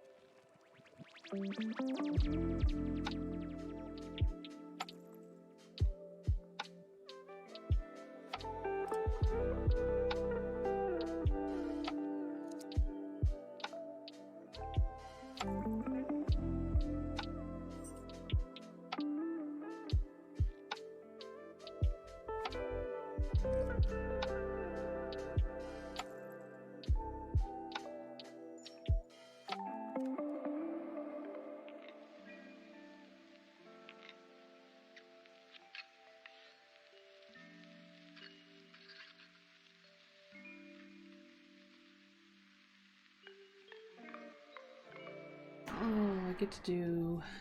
That's not quite plaid, is it? It's just like a stripy design.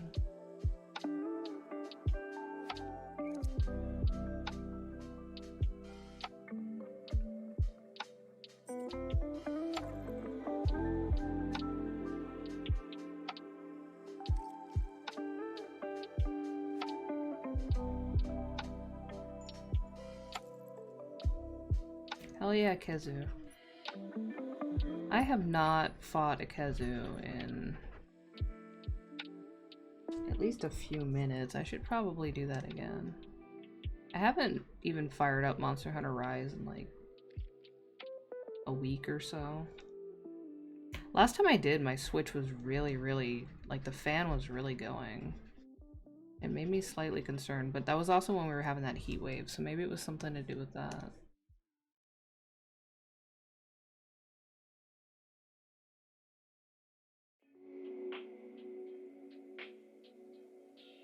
Oh, Sailor, that's fine. Life comes first.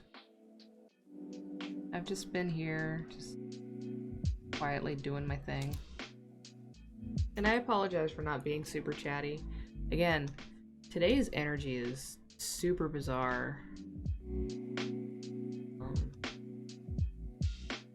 Very low energy for some reason.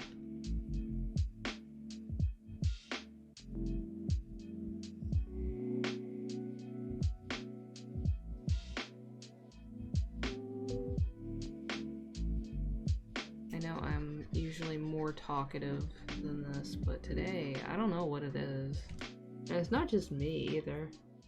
It is a daily sub count, and like, it's not because I'm like, oh yeah, I need to get 3 subs per stream or whatever. It's just like just a thing, you know?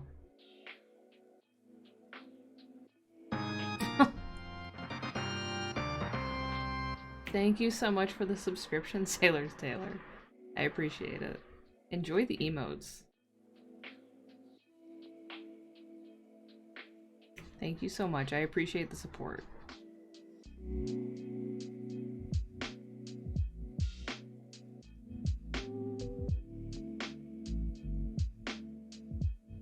Yeah, like I was saying, today's energy is weird. And it's not just me, like I've noticed several other people are just like super... Well, that's a different energy. Where'd you find this?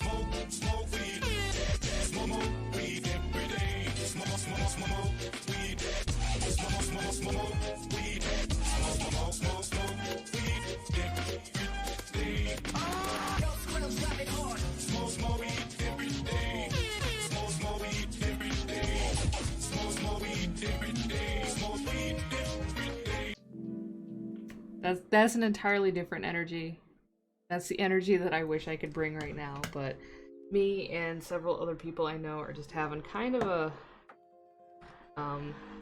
running on fumes kind of brain day today for some reason. So that's where we're at. And I apologize, but also not a whole lot I can do about it.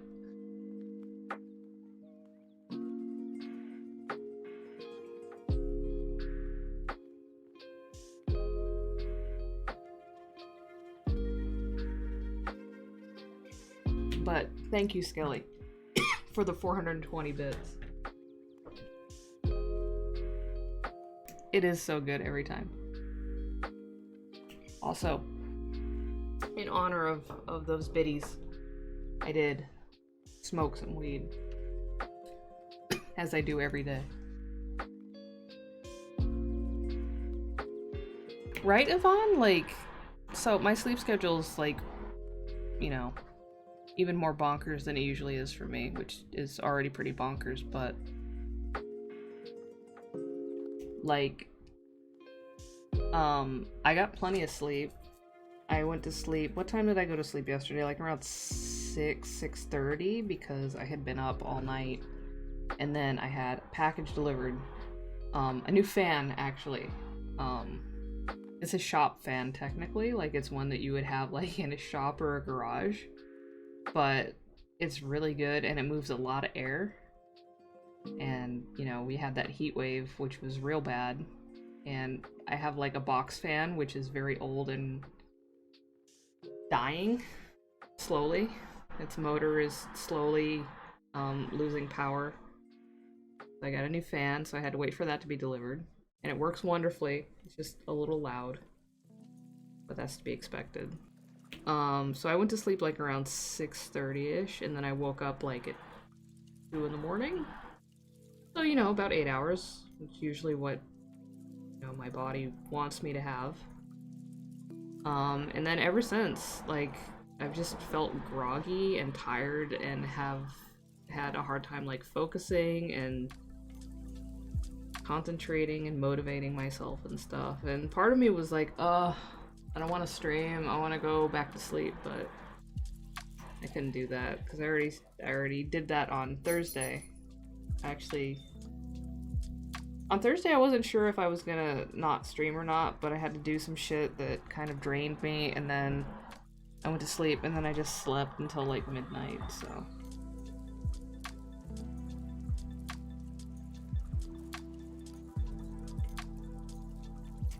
Yeah, Lethargic, it seems like we've all had kind of the same week, and today is like the same for most of us.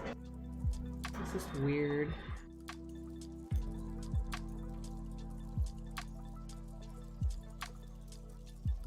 how can you improve on your art to make better art?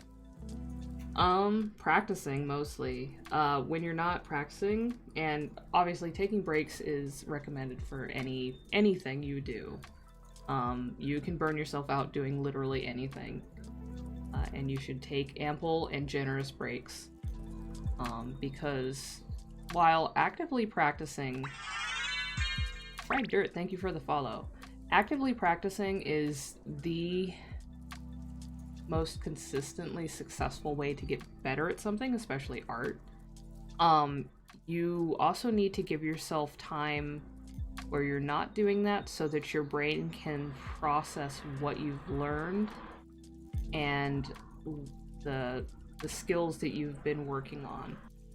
And you do that best when you're not actually doing the task, but you give yourself the ability to focus on other things while your brain processes it in the background, essentially. And one of the best ways to do that is actually to consume media. Watch things, read things, listen to things, play things. Because you will be passively absorbing reference and inspiration from those things you're consuming. Whether you realize it or not, you will be absorbing knowledge from that, and thanks to your new skill set that you have developed from practicing art, your brain will be absorbing new information that you will then be applying the next time you do art. And you won't even realize it. This will be happening without you even consciously knowing it. That's why sometimes if you practice a whole bunch doing something artistic and then you take a break, you're like, oh no, I'm not going to be as good when I start doing it again. And then you pick it up again and suddenly you've had like a jump in your ability. And you're like, what the hell? I haven't been doing it. Why did I get better at it instead of worse? That's why. So, practicing is great. Doing drills and exercises and stuff, that's great, wonderful, keep that up, but also give yourself breaks and do something that is not art. And give yourself a chance to absorb from that thing that you are doing that isn't art.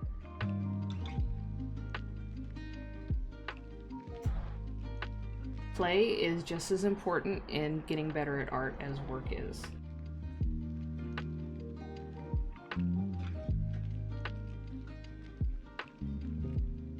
Yeah, RP is a good one too. If you do roleplay, whether it's tabletop roleplay or like, you know, like play by post roleplay, like forum or chat RP, that kind of thing, that can be a really good exercise that can boost creativity as well. And it can translate in other art forms. I used to roleplay back in the late 90s and early 2000s in chat rooms and on forums. Chat room RP is actually where I met my partner, on AOL. Anime RP chat rooms on AOL in the late 90s. Way ahead of the game. We didn't have Tinders, we didn't have OkCupids, we didn't have Craigslist, we didn't have any of that shit. We had AOL chat room RP. And we liked it.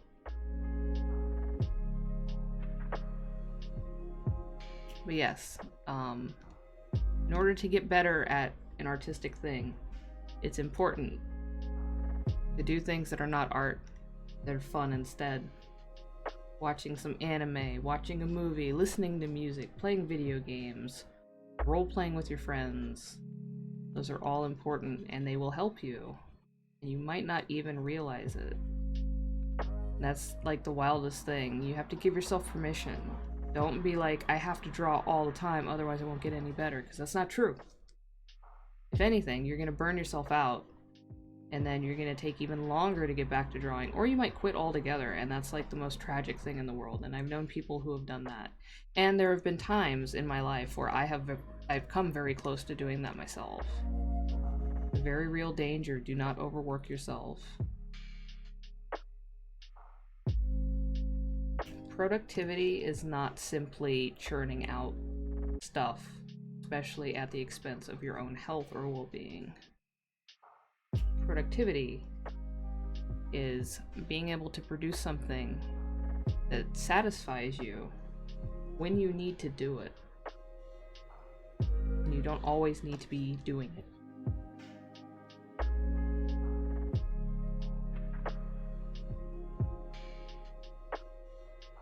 Yeah, and like so a toxic relationship with your art would be like you go months and months and months, and every single day, all you do all day is draw. And trust me, I know that world. I know it very well. I still have to give myself permission to just put down the pencil or the stylus. I have to give myself permission to not work on art, to not sketch, to close my sketchbooks, and to close Clip Studio. Okay. So I know that world. I've been there. I live there all the time. Even though I know better. It's fine. It's fine to go days without drawing anything. It's fine to go days, it's fine to go weeks without ever picking up a pencil. You'll be alright. Go enjoy something, and then come back to it. And you might find that you improved when you weren't even doing it. It's weird. Also remember to stretch. Stretch your hands.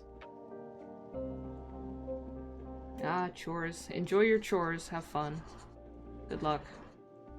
I wish you success with your chores.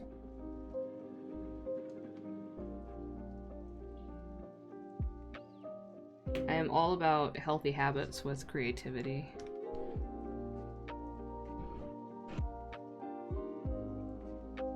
Also, use references. References are not cheating. Hell, you can even trace.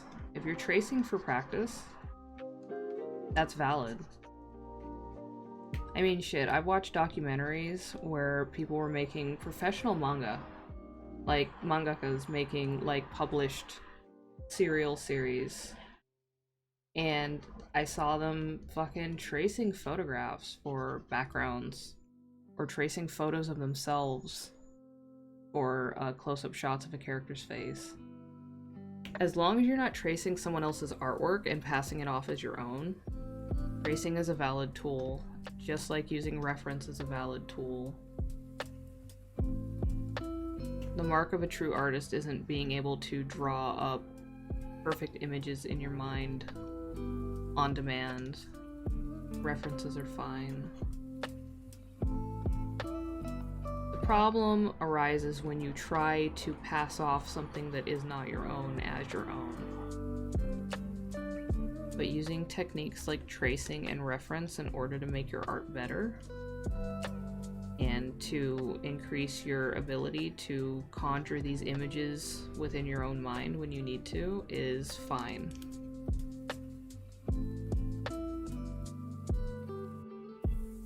Exactly. And like artists use like light boxes and stuff all the time, you know? It's not a big deal as long as you're not lying about what you've made or how you've made it.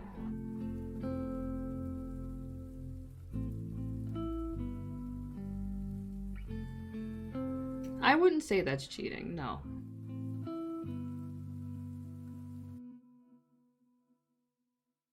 And especially if you're doing something like you're doing the 3D poses, like I was demonstrating the 3D mannequins that Clip Studio has earlier. If you make a 3D pose with one of those and then like you trace over it, but you only trace the basic like pose, like you draw like a stick figure in that pose and then you remove the model and then you like come in and, you know, draw over the stick figure that you've made. That's just using a reference, you know? Now, if you were to go and say, go on Twitter or go on Pinterest or DeviantArt or something and find a drawing somebody else has made or a photograph somebody else has taken and you save that and you open it up in your program and then you trace that line for line and then upload it as your own drawing, that would be stealing, that would be cheating.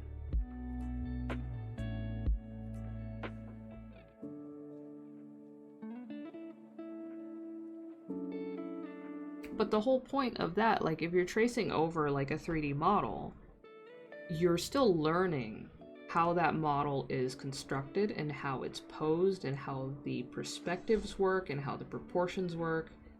You're still learning from that. And eventually, the goal is that because of this practice, because of this reference that you're absorbing, you won't have to do that anymore. You know?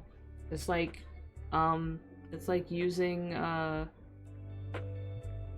weights to increase your muscular strength. Eventually, you don't need to be, you know, lifting as many weights in order to have the same amount of strength because you've conditioned your muscles to be stronger, you know.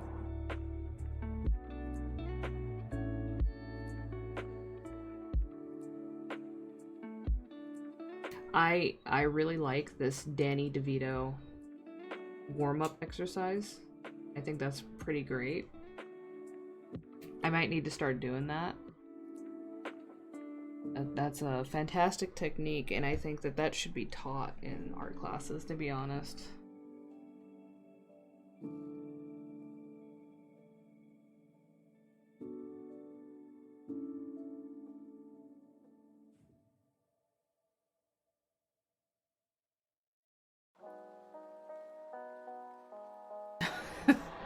I would be honored if you made me one, to be honest. That's fantastic. I'm excited. DeVito me up. Oh no, we want symmetry on for this. Like some people with really weird ideas about how art should be made might think that me using this purple line that's going down here that allows me to use the symmetry tool so that when I draw one side, the other side looks exactly the same. Some people might call that cheating, and that I should be drawing this symmetrical and entirely freehand, otherwise it's not valid. And they're wrong. This is just a time and work saver. I could and have, because I used to draw traditional media exclusively, pretty much, you know, pencil and pen on paper. No Control-Z, no symmetry ruler. I used to draw symmetrical things. They weren't 100% perfect, obviously, because, you know, I'm not a machine. But it took a while and it was very frustrating. Whereas if I can use the symmetry tool, it makes everything go so much faster, and the end product is good, and I don't have to spend as much time being frustrated, fixing things, you know. Let me find something symmetrical I've drawn on paper.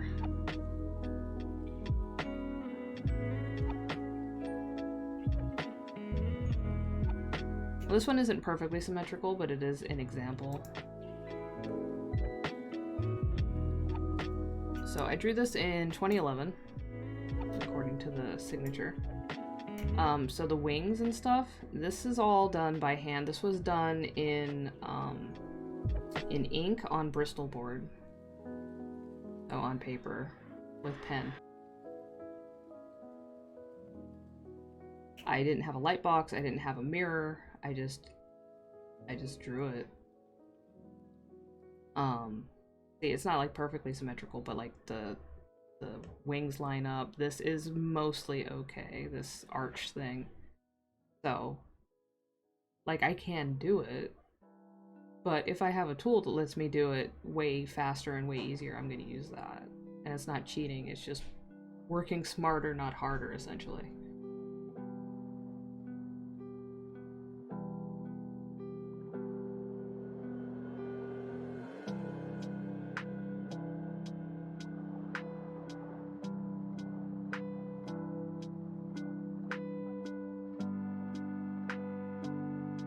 I have something else, let me see.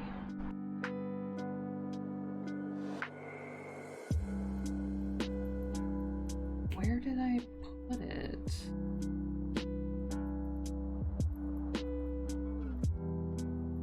So I drew Krampus. Oh, there it is.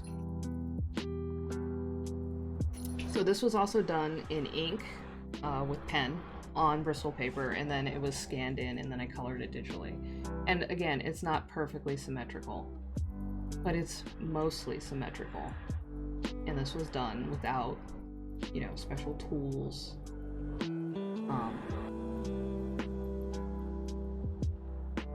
So obviously it can be done, but this took me way longer to do than if I had done it in a computer program that allows me to do it automatically. So once again, it's just different techniques to achieve the same result. Device is making noise. Yeah, I believe I have this up on my Redbubble. Yeah, I do actually, because a friend of mine bought it, and it's on pillows, like throw pillows, and it actually looks really good on that. But yeah, this is available on my Redbubble.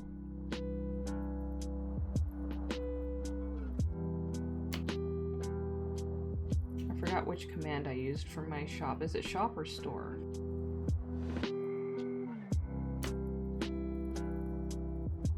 It's store. Okay. Yeah, that's my Redbubble. And I do have this design up on there, I'm pretty sure. Otherwise my memory is failing me big time, and that's a little worrying.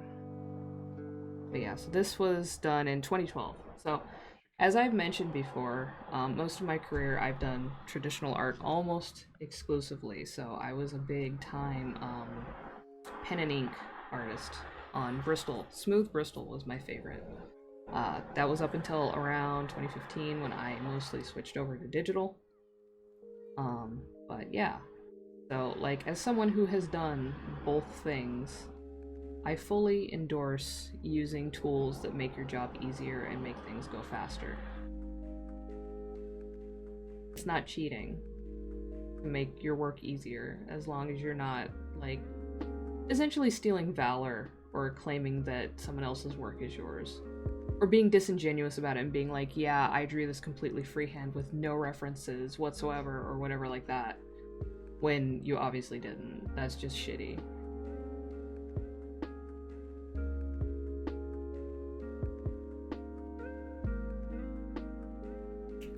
Do anything else? Oh yeah, this is mostly... Okay. So I did this in 2009. And this is again ink for the line work on Bristol, and then colored with Prismacolor pencils. And this again is mostly symmetrical. This is a more complicated thing than just a face with two halves, obviously. And this took me forever. This took me about two and a half months, I think. And again, not perfectly symmetrical, but symmetrical enough.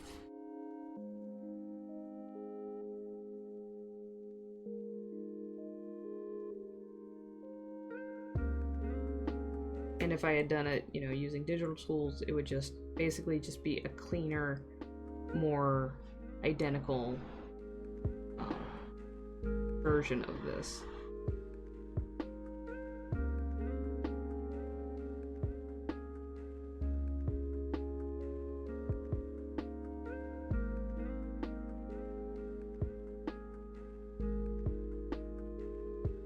So yeah. I used to be of the mind that, you know, oh, using reference is cheating. It cheapens your work. It means that you're not as, you know, good or whatever. I used to fall for that too. It was a big thing going around when I was younger. That, you know, oh, if you're truly a good artist, you don't use references or anything like that. You know, it has to all be legit.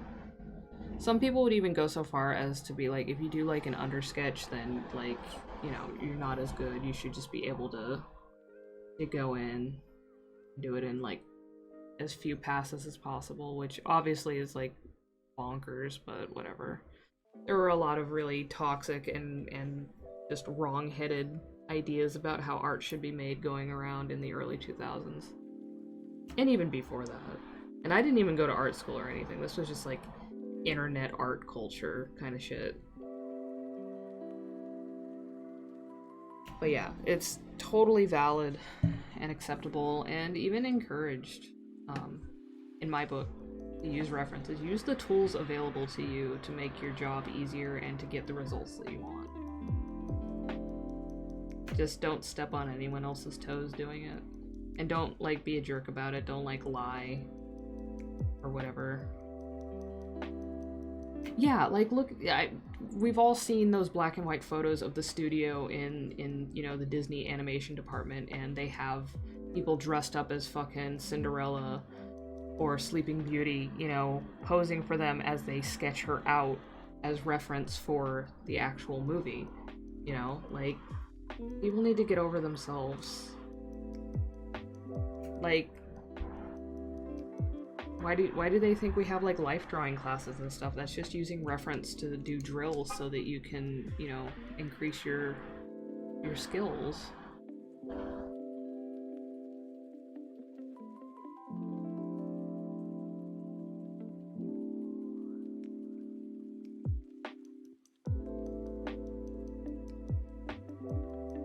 Yeah, like, people used to have people sit in for them to be referenced for paintings all the time, and it wasn't even for, like, portraits of that person necessarily. It's just like, hey, I need to paint someone doing this. You need to sit here and do this for me so I know what it looks like so I can paint it properly, you know? Now I kind of wonder if, like, in older times there were, like, inns or something where these people would, like, gather and, like, talk shit about each other for using references for their paintings. Because that would be wild to me. Are people gonna, like, shit on a plein air painter who goes out to, like, a grassy field that they want to paint because they're using this scenery that they go out to as reference for their painting? Like, honestly. It is why medieval casts look so fucked up. It's like you can kind of tell which painters back then had the ability to have people sit for them for reference for their paintings, because, like, you look at, like, paintings of, like, you know, like Mary and baby Jesus, and, like, her boob is all fucked up and doesn't look right, and, like, the baby just looks like a tiny adult man, and it's like, obviously these were probably monks who lived in a monastery and did not have a lot of exposure to, you know, women with infants. And so they didn't have that reference to go by, and so their interpretation of how these people looked was kind of fucked up because they didn't have references. You know?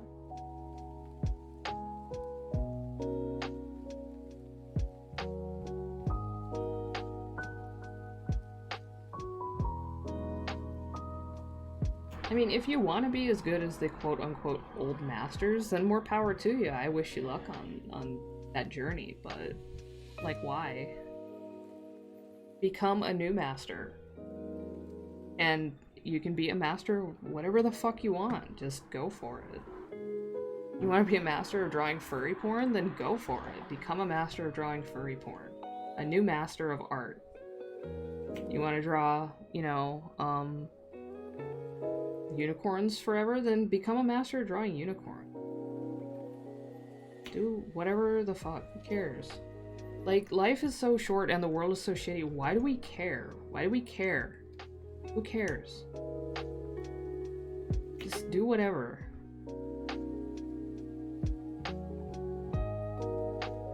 Why are we policing each other's hobbies? If nobody's getting hurt and it's not like something like gross and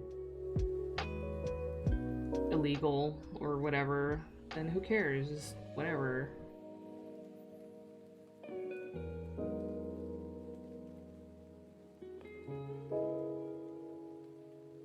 I mean, we are listening to lo-fi, so makes sense. But yeah, like, I'm just tired of this like screwball notion that we have to, like, police each other for how we make creative things. It's one thing if someone's straight up plagiarizing, but it's another if you're just using tools to, you know, achieve the goal you want to achieve.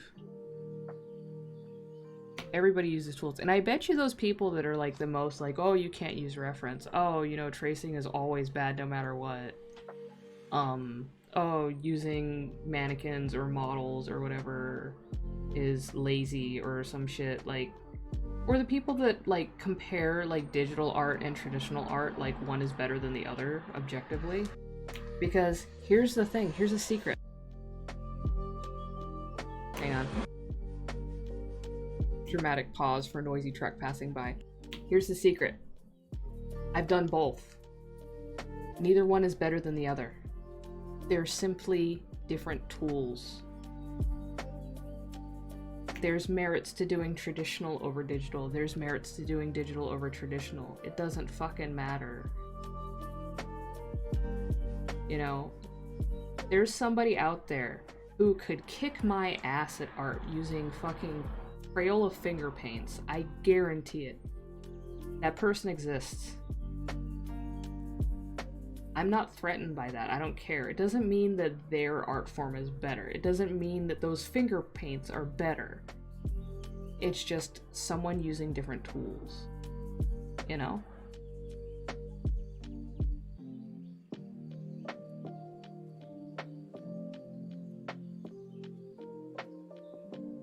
I'm not out there trying to be the greatest finger painter in the world, so I don't give a shit if someone else is super fucking good with finger paints. It doesn't mean that they're better than me or anyone else, it just means that they're good with finger paints. It doesn't matter.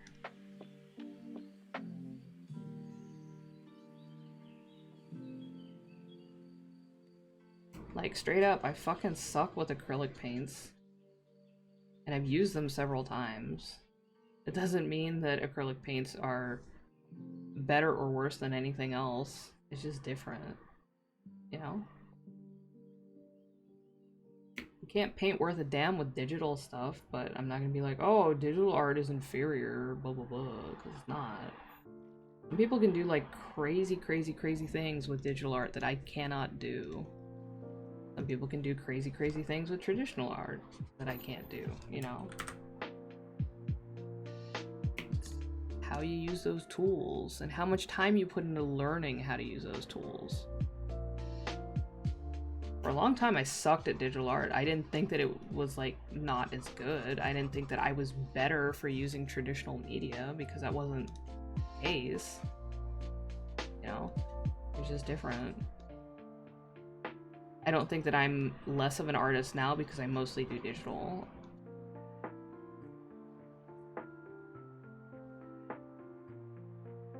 People treat mediums like it's some kind of like video game meta build, and that's not how that works. And people need to probably log off if they're gonna think that way, because that's not how reality is.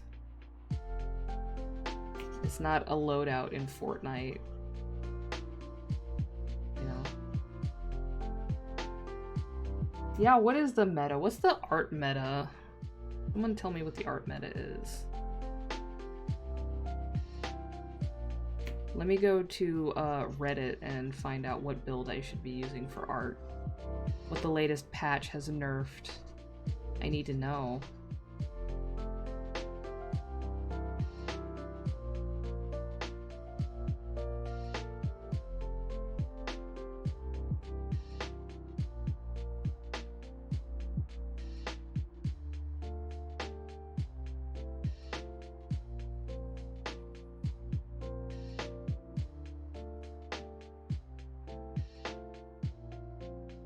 But yeah, like I don't like how competitive the art community, especially online, can be. How judgmental it can be, because at the end of the day, we're all in the same boat. We're all struggling the same. Like, why are we turning against each other and nitpicking each other? You know, so I've drawn my fair share of smut for money. And sometimes not for money. But like, I want to know where these suspiciously wealthy furries are that are just throwing dollars at anybody who can draw a dick or a titty, because I want some of that and I haven't come across it yet. It's not as much of a guaranteed thing as a lot of people think it is. Like, a lot of people are like, oh yeah, if you can draw porn, then you're instantly gonna make a whole bunch of money, because it's not necessarily true.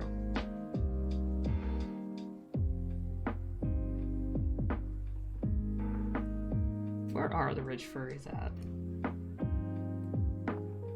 Like, I'm not complaining. I make money and get plenty of commissions doing non-smut stuff, but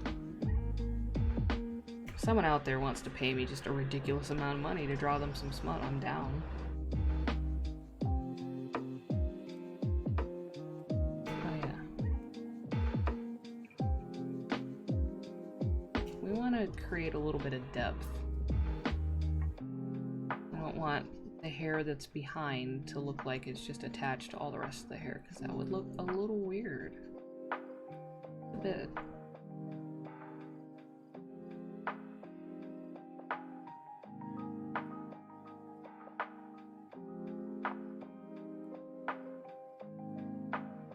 But then again, if I was getting just a bunch of, like, you know, adult art missions, I wouldn't be able to stream them, and that would create a little bit of a problem.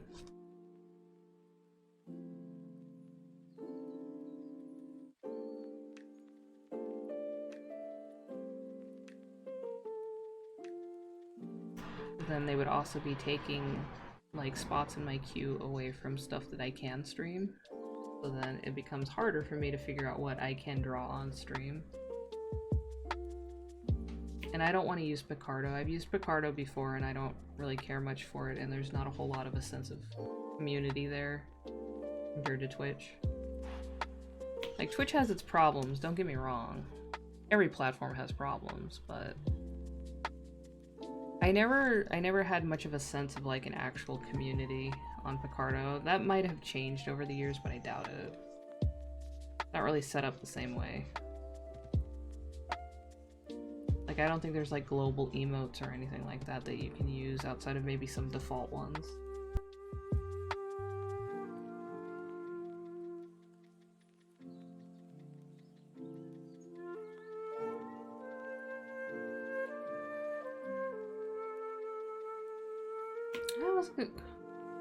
Why did I use a darker color on the hands?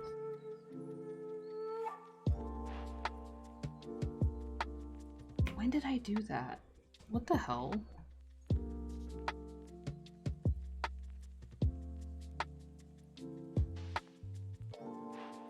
That's weird. Alright. Well, now we're gonna fix that.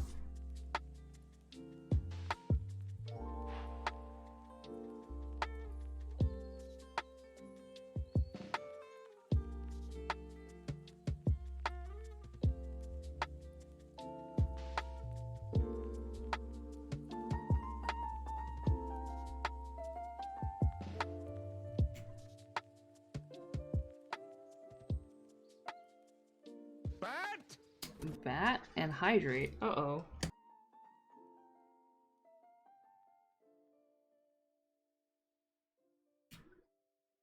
And a posture check? Oh my god. Alright.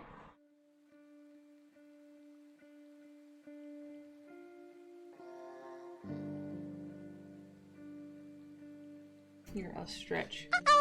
I'll stretch. So you can see me stretching. Oh, stretching. See? Stretching all the way across the screen.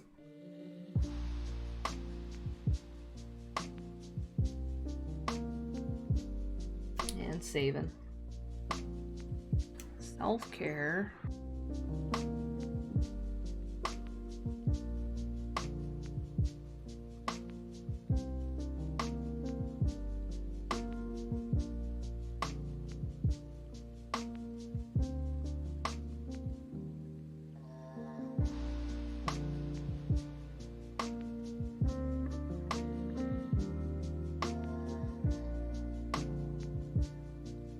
Oh yeah, I was drawing the stripes on the tie and then I got distracted. I should probably finish those.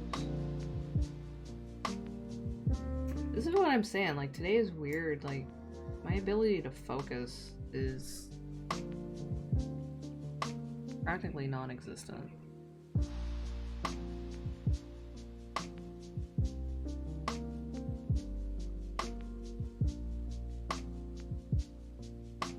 I'm amazed I've actually gotten anything done on stream today.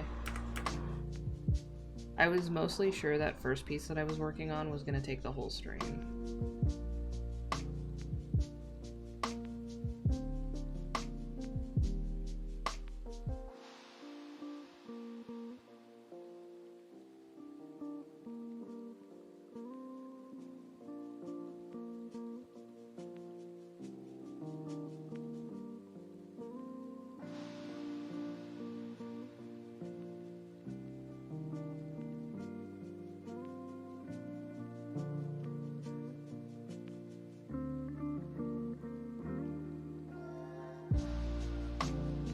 Alright.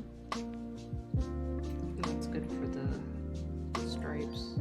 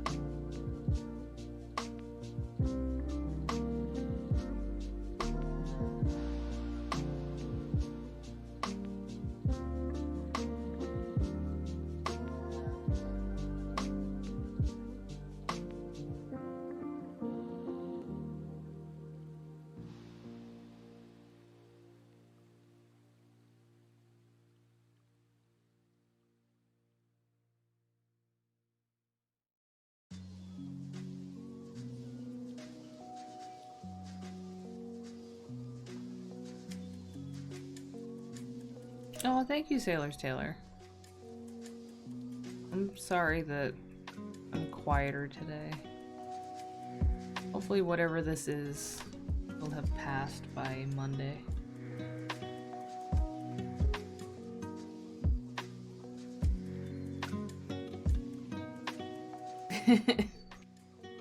I'm not professional at all. I appreciate you saying that, but I'm gonna have to disagree with you there.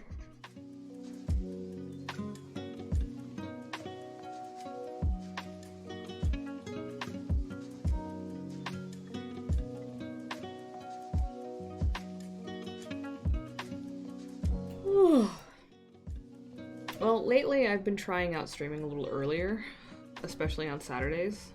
I kind of like streaming like more in the early afternoon, my time. On the weekends anyway. Because I understand that it is, like, as much as I am very much night crew and I do like to be active at night, I realize that, like, it can be hard for people, even in my own time zone, you know, to hang around with me. And then I notice, like, people dropping off to go to bed, like, you know, before my streams are done. And I'm like, maybe I could push it back a little bit, you know? It's not like I have anything else in the way during the day, other than, you know, just me trying to wake up and go to bed at a consistent time. Which usually doesn't work, by the way, if you haven't noticed.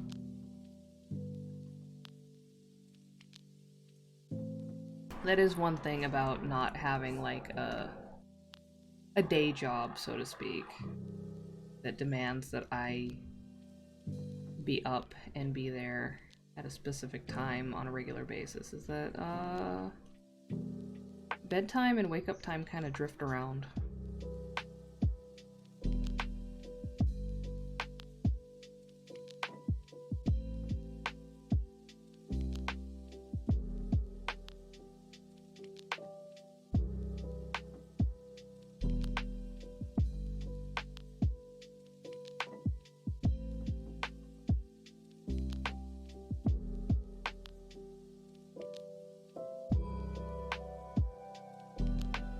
I mean, it used to be like summer vacation was when my sleep schedule would just, you know, go a little bonkers. But it was fine because, you know, no school.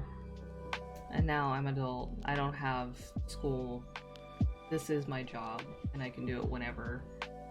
My kid's homeschooling, you know, so they don't have to be up at 6 in the morning and at school by 8, you know, so it's a little more loose, admittedly. We could use a little more discipline, but at the same time, why?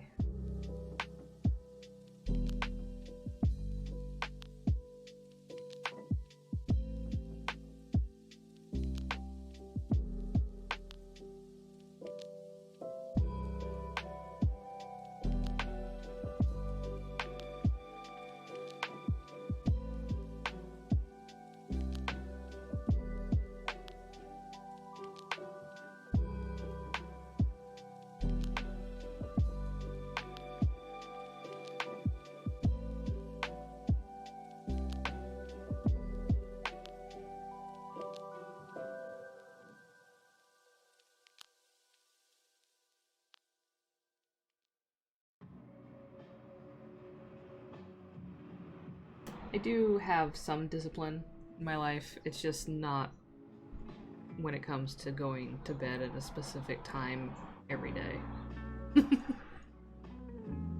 That's one thing that I've never been very good at keeping myself on track with.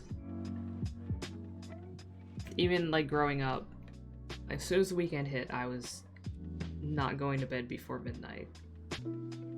Not waking up before 9 in the morning. During the summertime, it was just immediately just fuck bedtimes, you know. And then even during school, I would stay up too late and then be tired at school all day and just be like, oh, the first thing I'm gonna do when I get home is take a nap. And then I'd go home and I wouldn't take a nap and then I'd just stay up too late again, so. Just a constant struggle.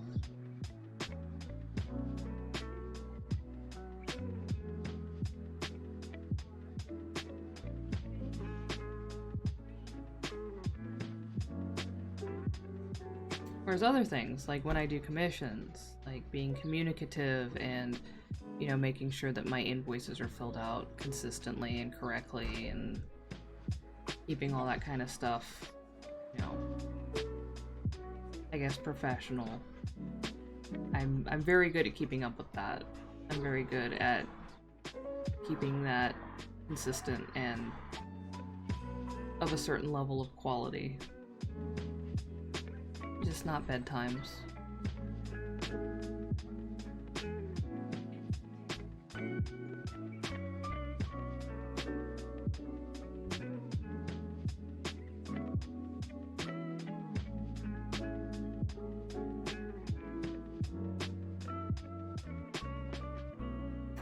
Why is that like that? Lines, why are you like that? I guess I made the fingers a little wider than the last one I did.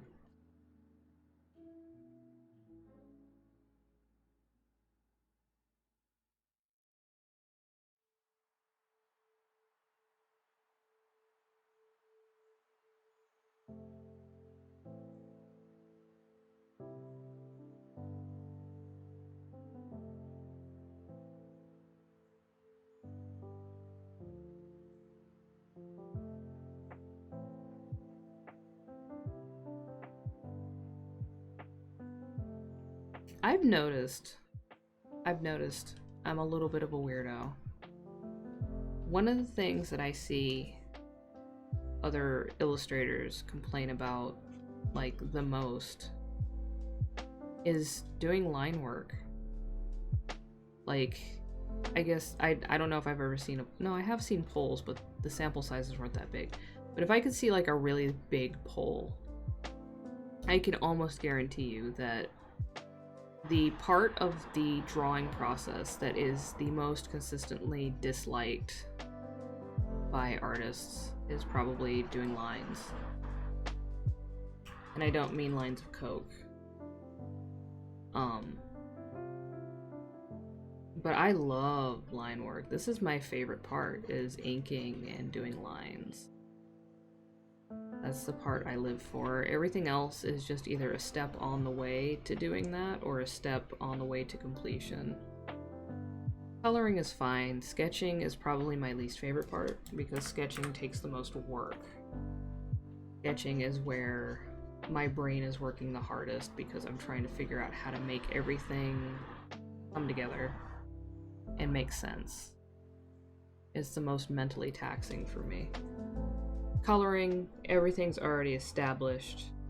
It's just a matter of getting the colors in there, making them look good, and then shading. I also don't really care much for doing the shading either, but that part is just make the lighting make sense. Emphasize the figure, emphasize the subject. So, my favorite part is this part where I'm just drawing the lines. I like it. It's very peaceful to me. I can kind of just zone out and do it. I don't even really think about it most of the time. I'm just doing it and just enjoying it the whole time. But I see a lot of people complain about it. A lot of people, they hate doing lines. They hate, they just hate doing the line work. And I can't understand that. I don't live in that space. I don't know how that works.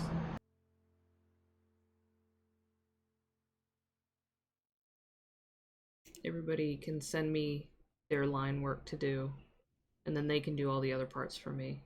It'll be like an equal exchange, and we all get to do the parts to make us the happiest. Except I'm also such a fucking control freak that I would not feel comfortable having other people do other parts of my artwork for me because it would not be exactly the way that I want it. Send in your lines, children. But no squirrel lines, please. Very important. Complicated. Causes a lot of problems. That's not true. I would draw and do the line work for a squirrel. Maybe not for me. If somebody was interested in a drawing of a squirrel, I could do that.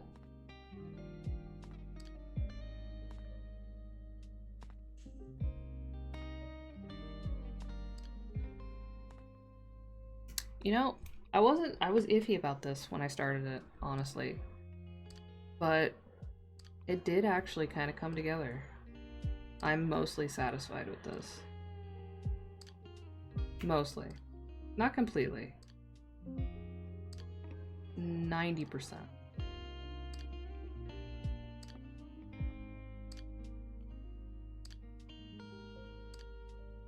Yeah. Now, my concern is the way that the description was worded in the form, and this is why I like it the most when someone commissions me, that they are as specific as possible when telling me what they want and how they want it. The way the description was in this, they didn't mention clothes, and this image over here is the only reference they gave. I'm mostly sure this is the same character. I'm not 100% sure, so I'm not actually sure if they wanted this outfit in there or not. They gave me the reference with the outfit in it. They didn't specify not to draw the outfit, so now, very slightly concerned, I'm gonna send it over there and be like, oh no, I didn't want those clothes. And then be like, oh well, it looks like I'm redrawing half of this. But hopefully that's just me second guessing myself, as I tend to do. I guess we'll find out.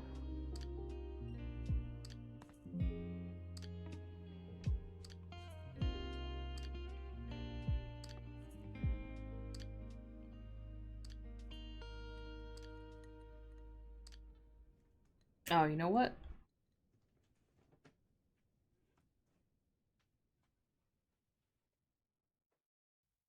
There could be a little bit of eyebrow.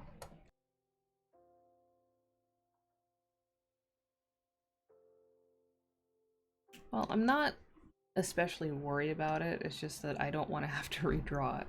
That's what it is. I don't want to have to redraw anything if I don't have to.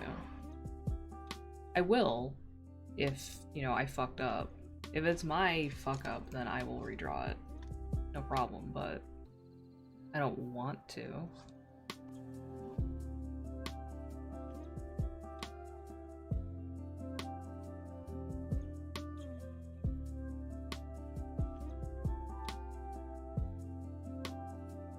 Enjoy this cartoony arm going back and forth across as I try to look for the thing that I need to tap. Because sometimes I forget in the middle of doing something.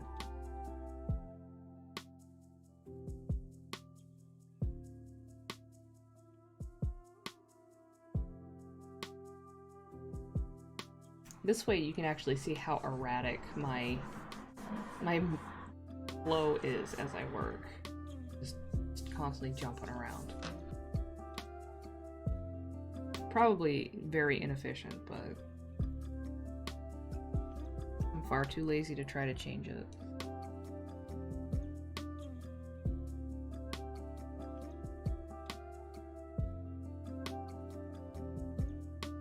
Got a pea rod. Ew. No, that's for writing piss with a power washer. That's how we do that. Which I need to play Power Washer some more. There's so many things I need to do, but there's not enough time. Just objectively, there's not enough time.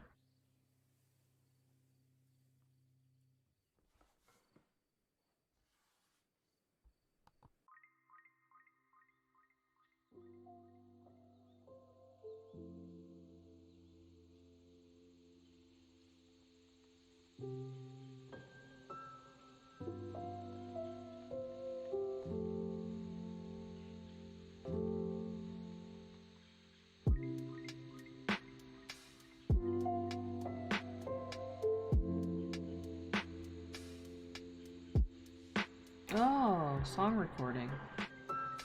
Well, you should probably do that then.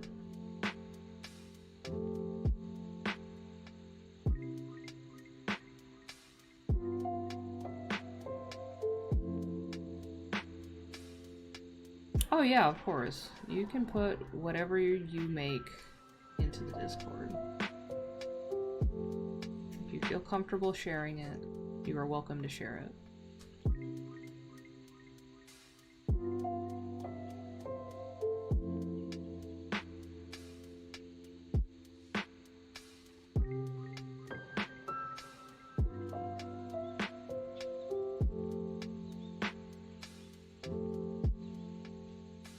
Wrong layer, of course.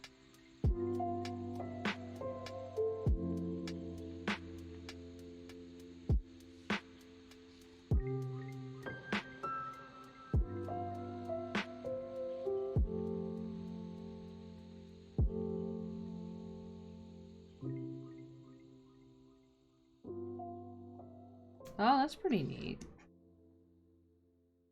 Sounds like a cool collab. A coolab, if you will.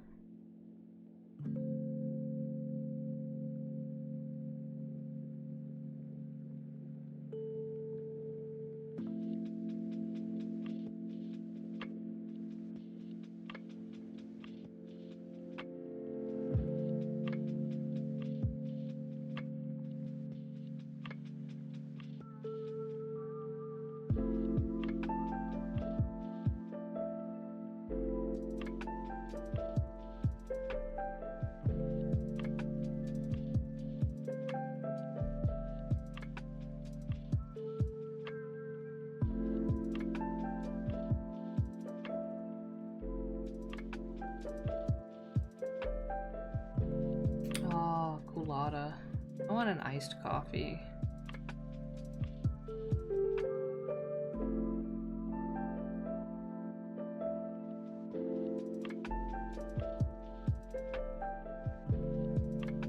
Someone go to Dunkin' and get me an iced coffee, please.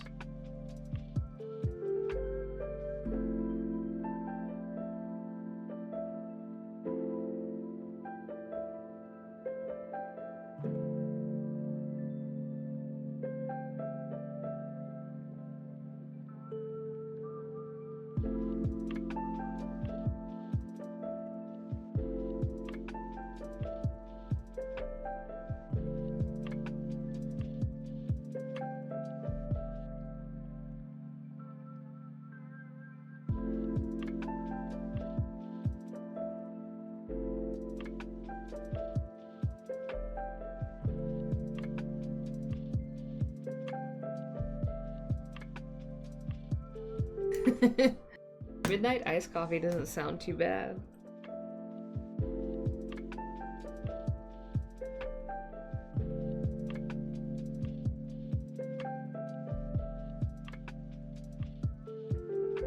Germany's a long walk.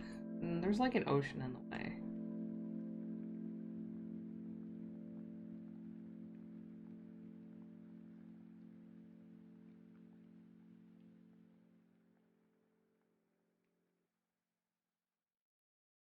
Which, honestly, kind of rude of the ocean. But, you know, whatever.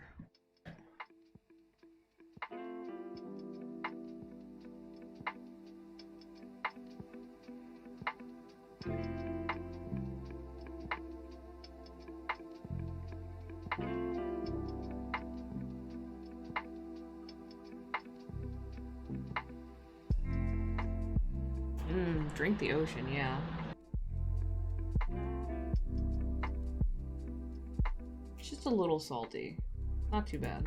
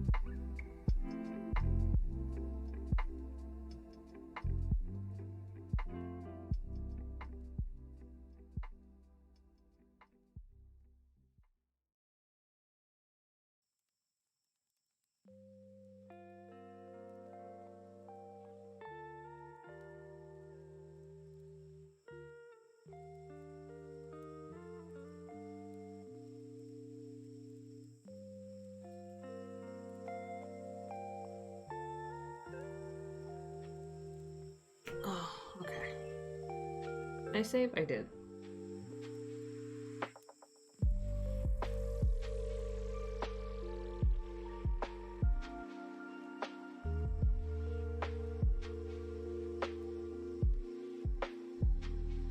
Yeah, I would love to hear about another project of yours.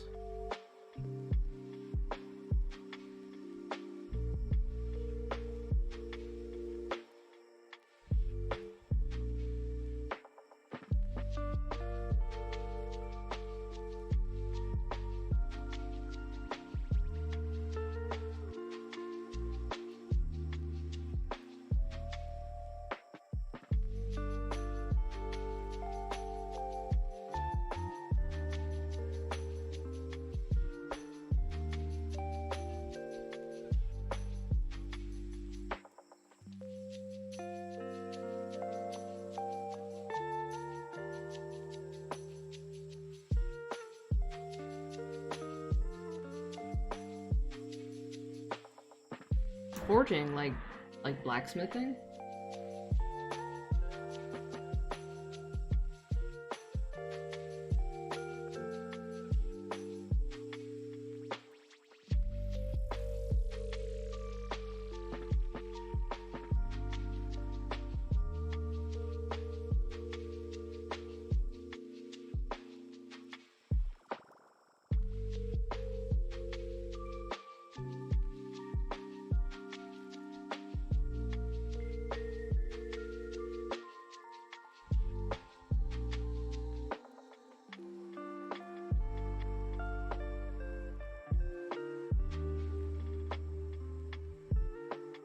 So,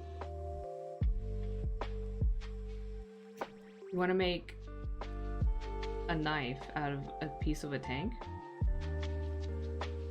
Am I understanding that right?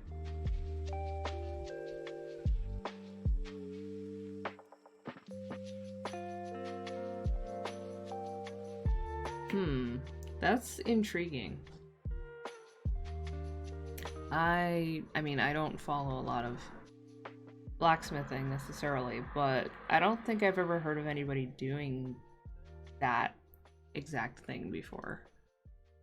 So that's interesting.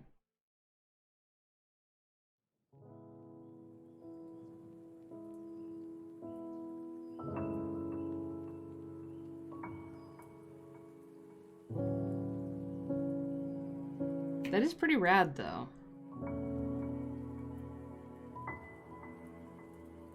Like, what kind of knife would you be making? Obviously not like a kitchen knife or anything, right?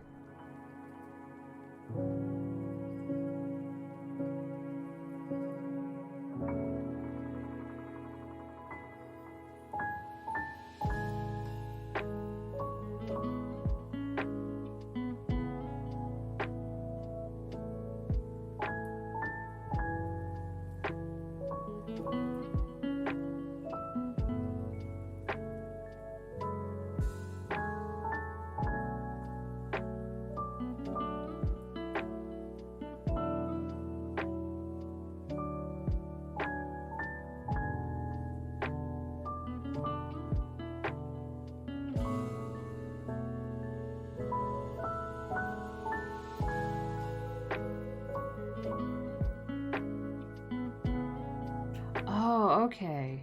Okay, so like a heavier duty knife than like for cutting rope and stuff, right?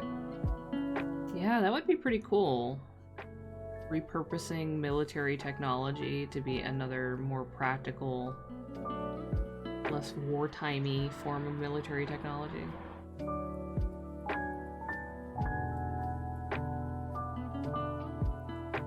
See, I didn't know that your username actually had something to do with like what you do. So that's interesting. It's a very intriguing project.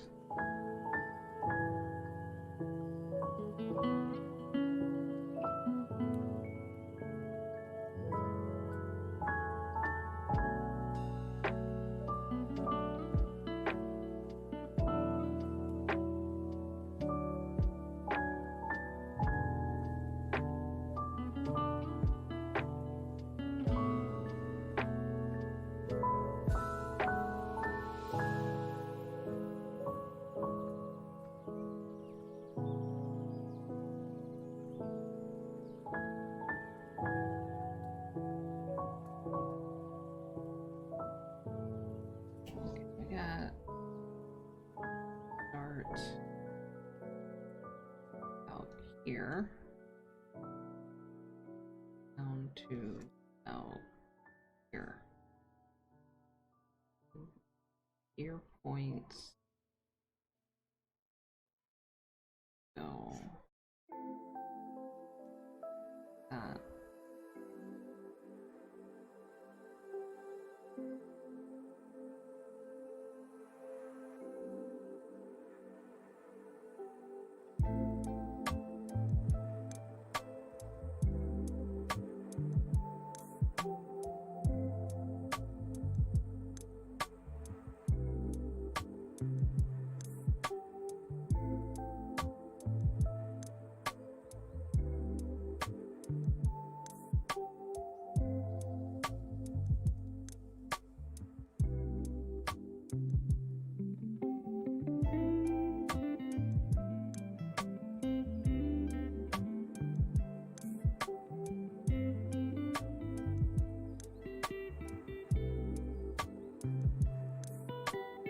I mean, you know, that's perfectly valid. Like, I just, you know, people name themselves all kinds of stuff, so if somebody's name has sailor in it, I don't necessarily immediately think, oh, you must actually go on boats regularly for a living, you know? It's just a little surprising to me, but that's really cool.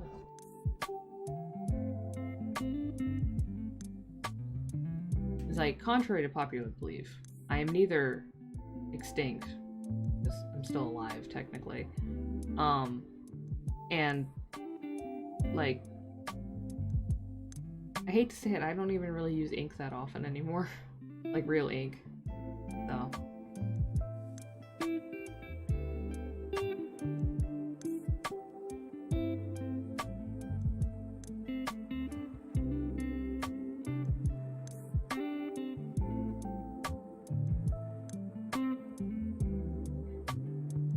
I know, Wild dropped a huge bombshell on everybody, right?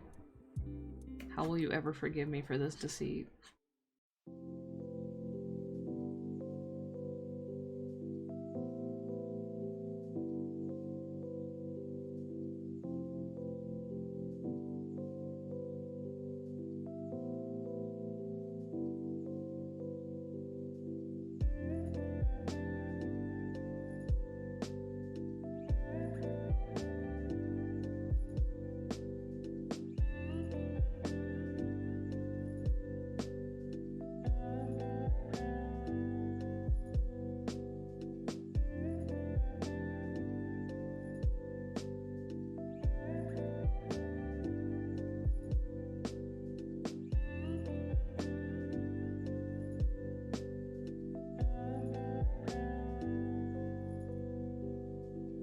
I'm so sorry.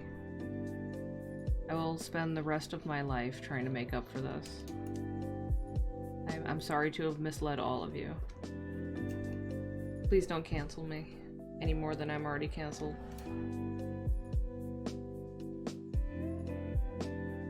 Please don't report me to twitch.television and tell them that I lied to you. Please don't have Jeff Bezos come to my house personally. Or maybe do. I have some words I would like to tell him. His face.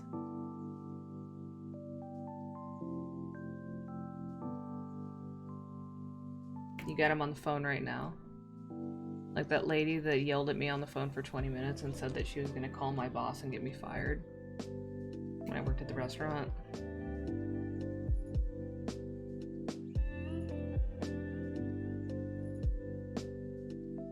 Full disclosure, she did not actually call my boss and I did not get fired. No.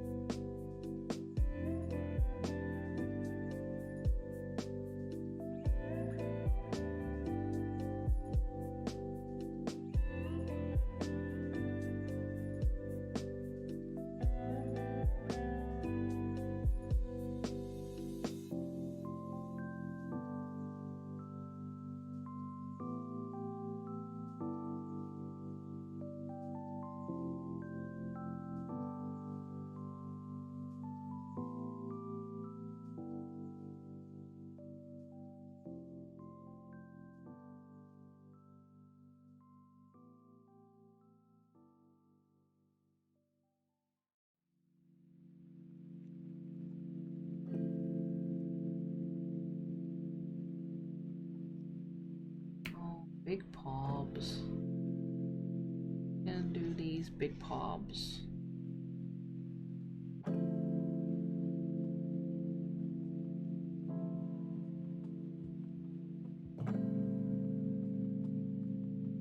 Banksy is kind of a fraud.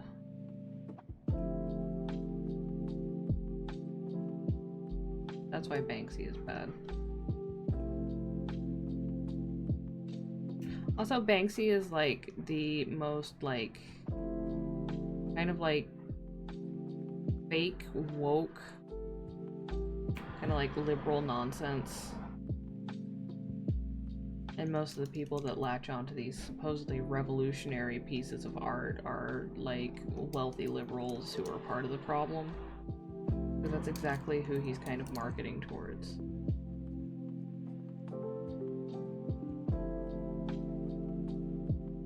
There's also a whole thing with graffiti style, street art projects. Whether it's like freehanding it with spray paint or using stencils, is something that developed from, underprivileged, impoverished minorities as a method of self-expression in their environments, and, a wealthy white person making a profit off of this kind of stuff is problematic, to say the least. And Banksy is very much a wealthy white person.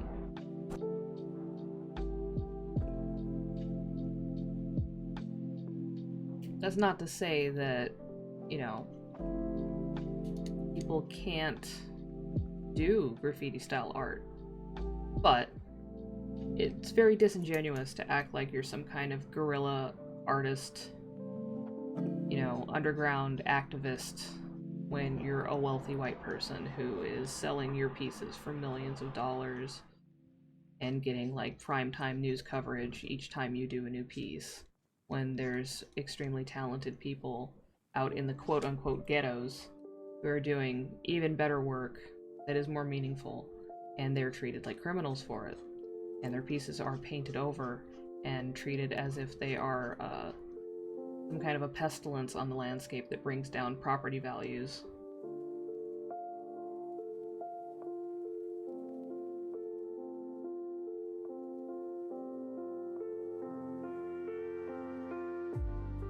But yeah, that's why Banksy's bad.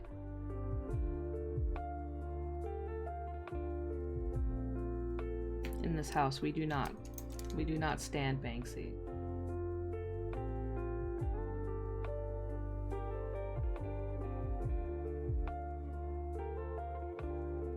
Exactly, Lysergic, exactly.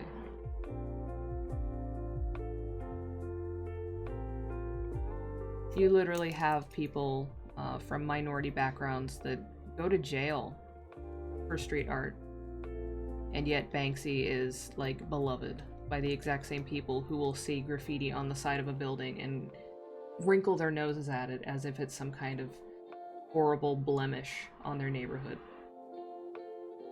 That's why it's fucked up. That's why we don't like Banksy here.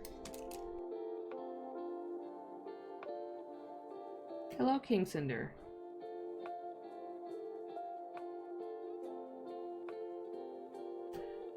Unfortunately, I do not have a closed captions bot active on my stream. I should probably look into doing that.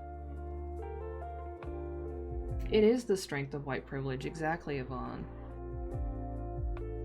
Because Banksy is white and European and not impoverished is exactly why his art is celebrated, while other street artists are treated as ne'er-do-wells.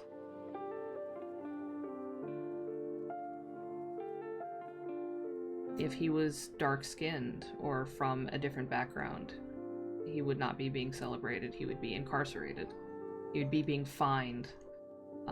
His life would be put in danger because of the art he does.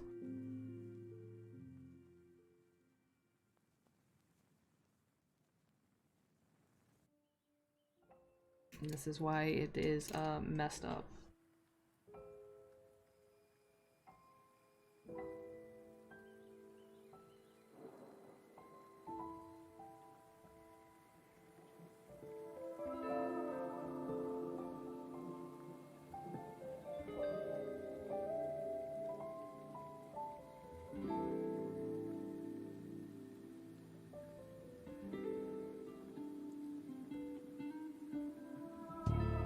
I feel like these pobs need to be bigger. I guess I could do both at the same time. It might look weird. If I just do one, I'm gonna doing it symmetrically anyway.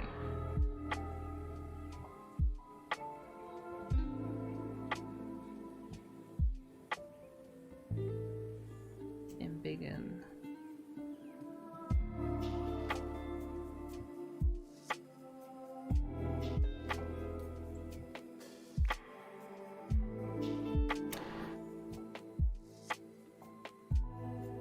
Also, going back to the discussion on different tools for art and whether or not it's cheating.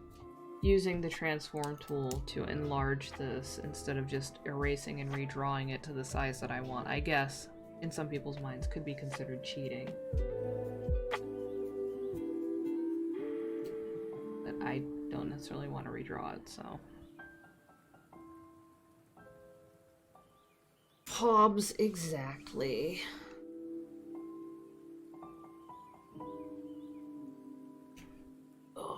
Back. Well, also, some people seem to have... Thank you, Tobias. Some people seem to have this weird notion that when you make art digitally, when you make art on a computer or a tablet, they seem to have this weird notion that you're just pressing a few buttons and the artwork springs up fully formed on your screen. And that's why they think that it's inferior or cheaper or lazier or whatever. Posture check indeed. But like, that's not at all how it works. Like, yeah, there are tools that make things way easier and trim, you know, minutes or hours or even days out of your process. But like, it's not... Where is the make art appear button? Because I would like to know. Where's the Whopper button but for art? And how do I press it?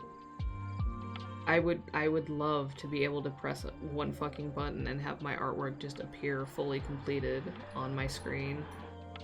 That would be amazing.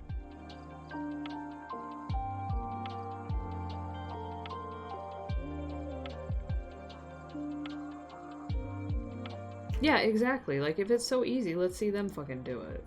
And let's see how long it takes them. And let's see what the final result is.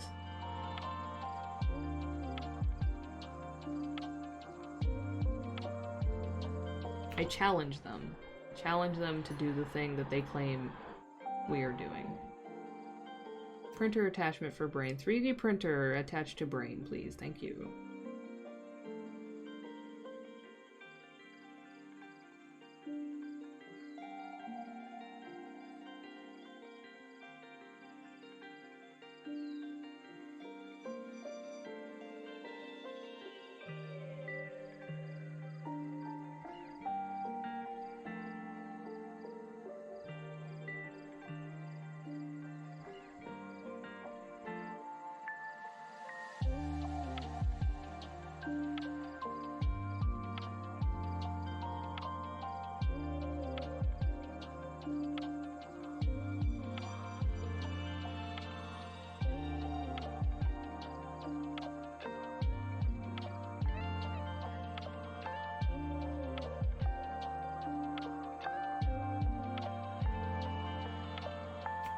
So it's been 3.5 hours. My back is stiff. I'm getting a little tired. I'm probably gonna call it here. Thank you everybody for stopping by and hanging out with me on this extremely weird and low energy Saturday. I appreciate it. Thank you for the feedback on this cool little arm thing, which will probably make a regular appearance in the stream. Not sure if it's going to be an every time thing, but it seems to be working pretty well without any major issues, so we'll bring it back for sure. Join the Discord.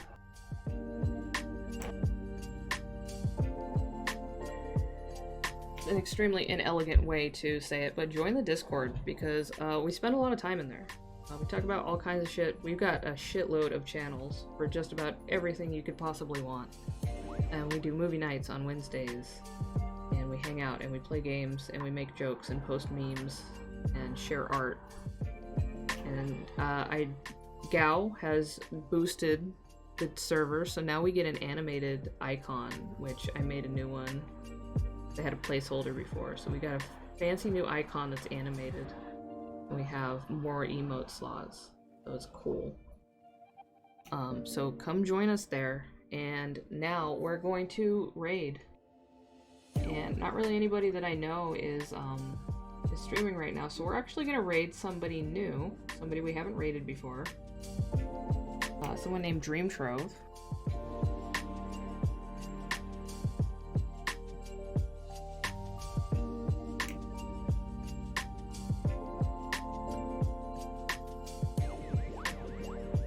Now the thing about Dream Trove is they are someone who I actually have watched a number of their YouTube videos because they do tutorials on Live 2D, and their videos were actually very helpful for me figuring out specific things that I couldn't find documentation on that made any sense for me, like adding physics to a model, like how the ears wiggle when my model moves.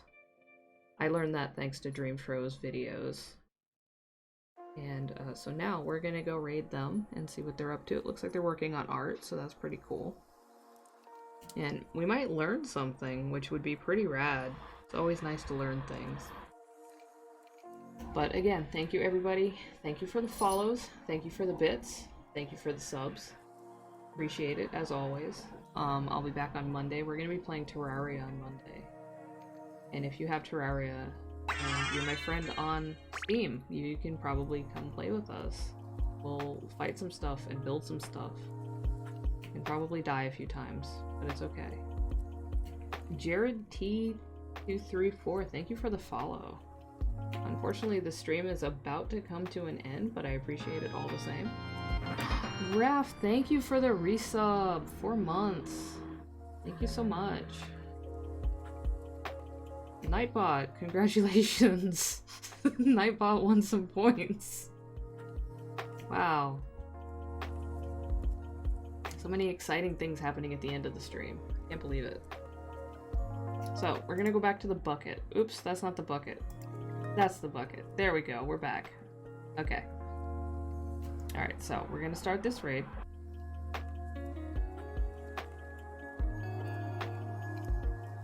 Oh, thank you so much. I'm pretty proud of this model. It turned out pretty good, I have to say. But yeah, so we're gonna go and raid. This person does live 2D stuff and art, so let's go see what they're up to. Have a good weekend, everybody. Take care of yourselves. Stay safe. Stay healthy. Self-care. Give yourself permission to have a day off. It's fine. Don't get hustled by hustle culture.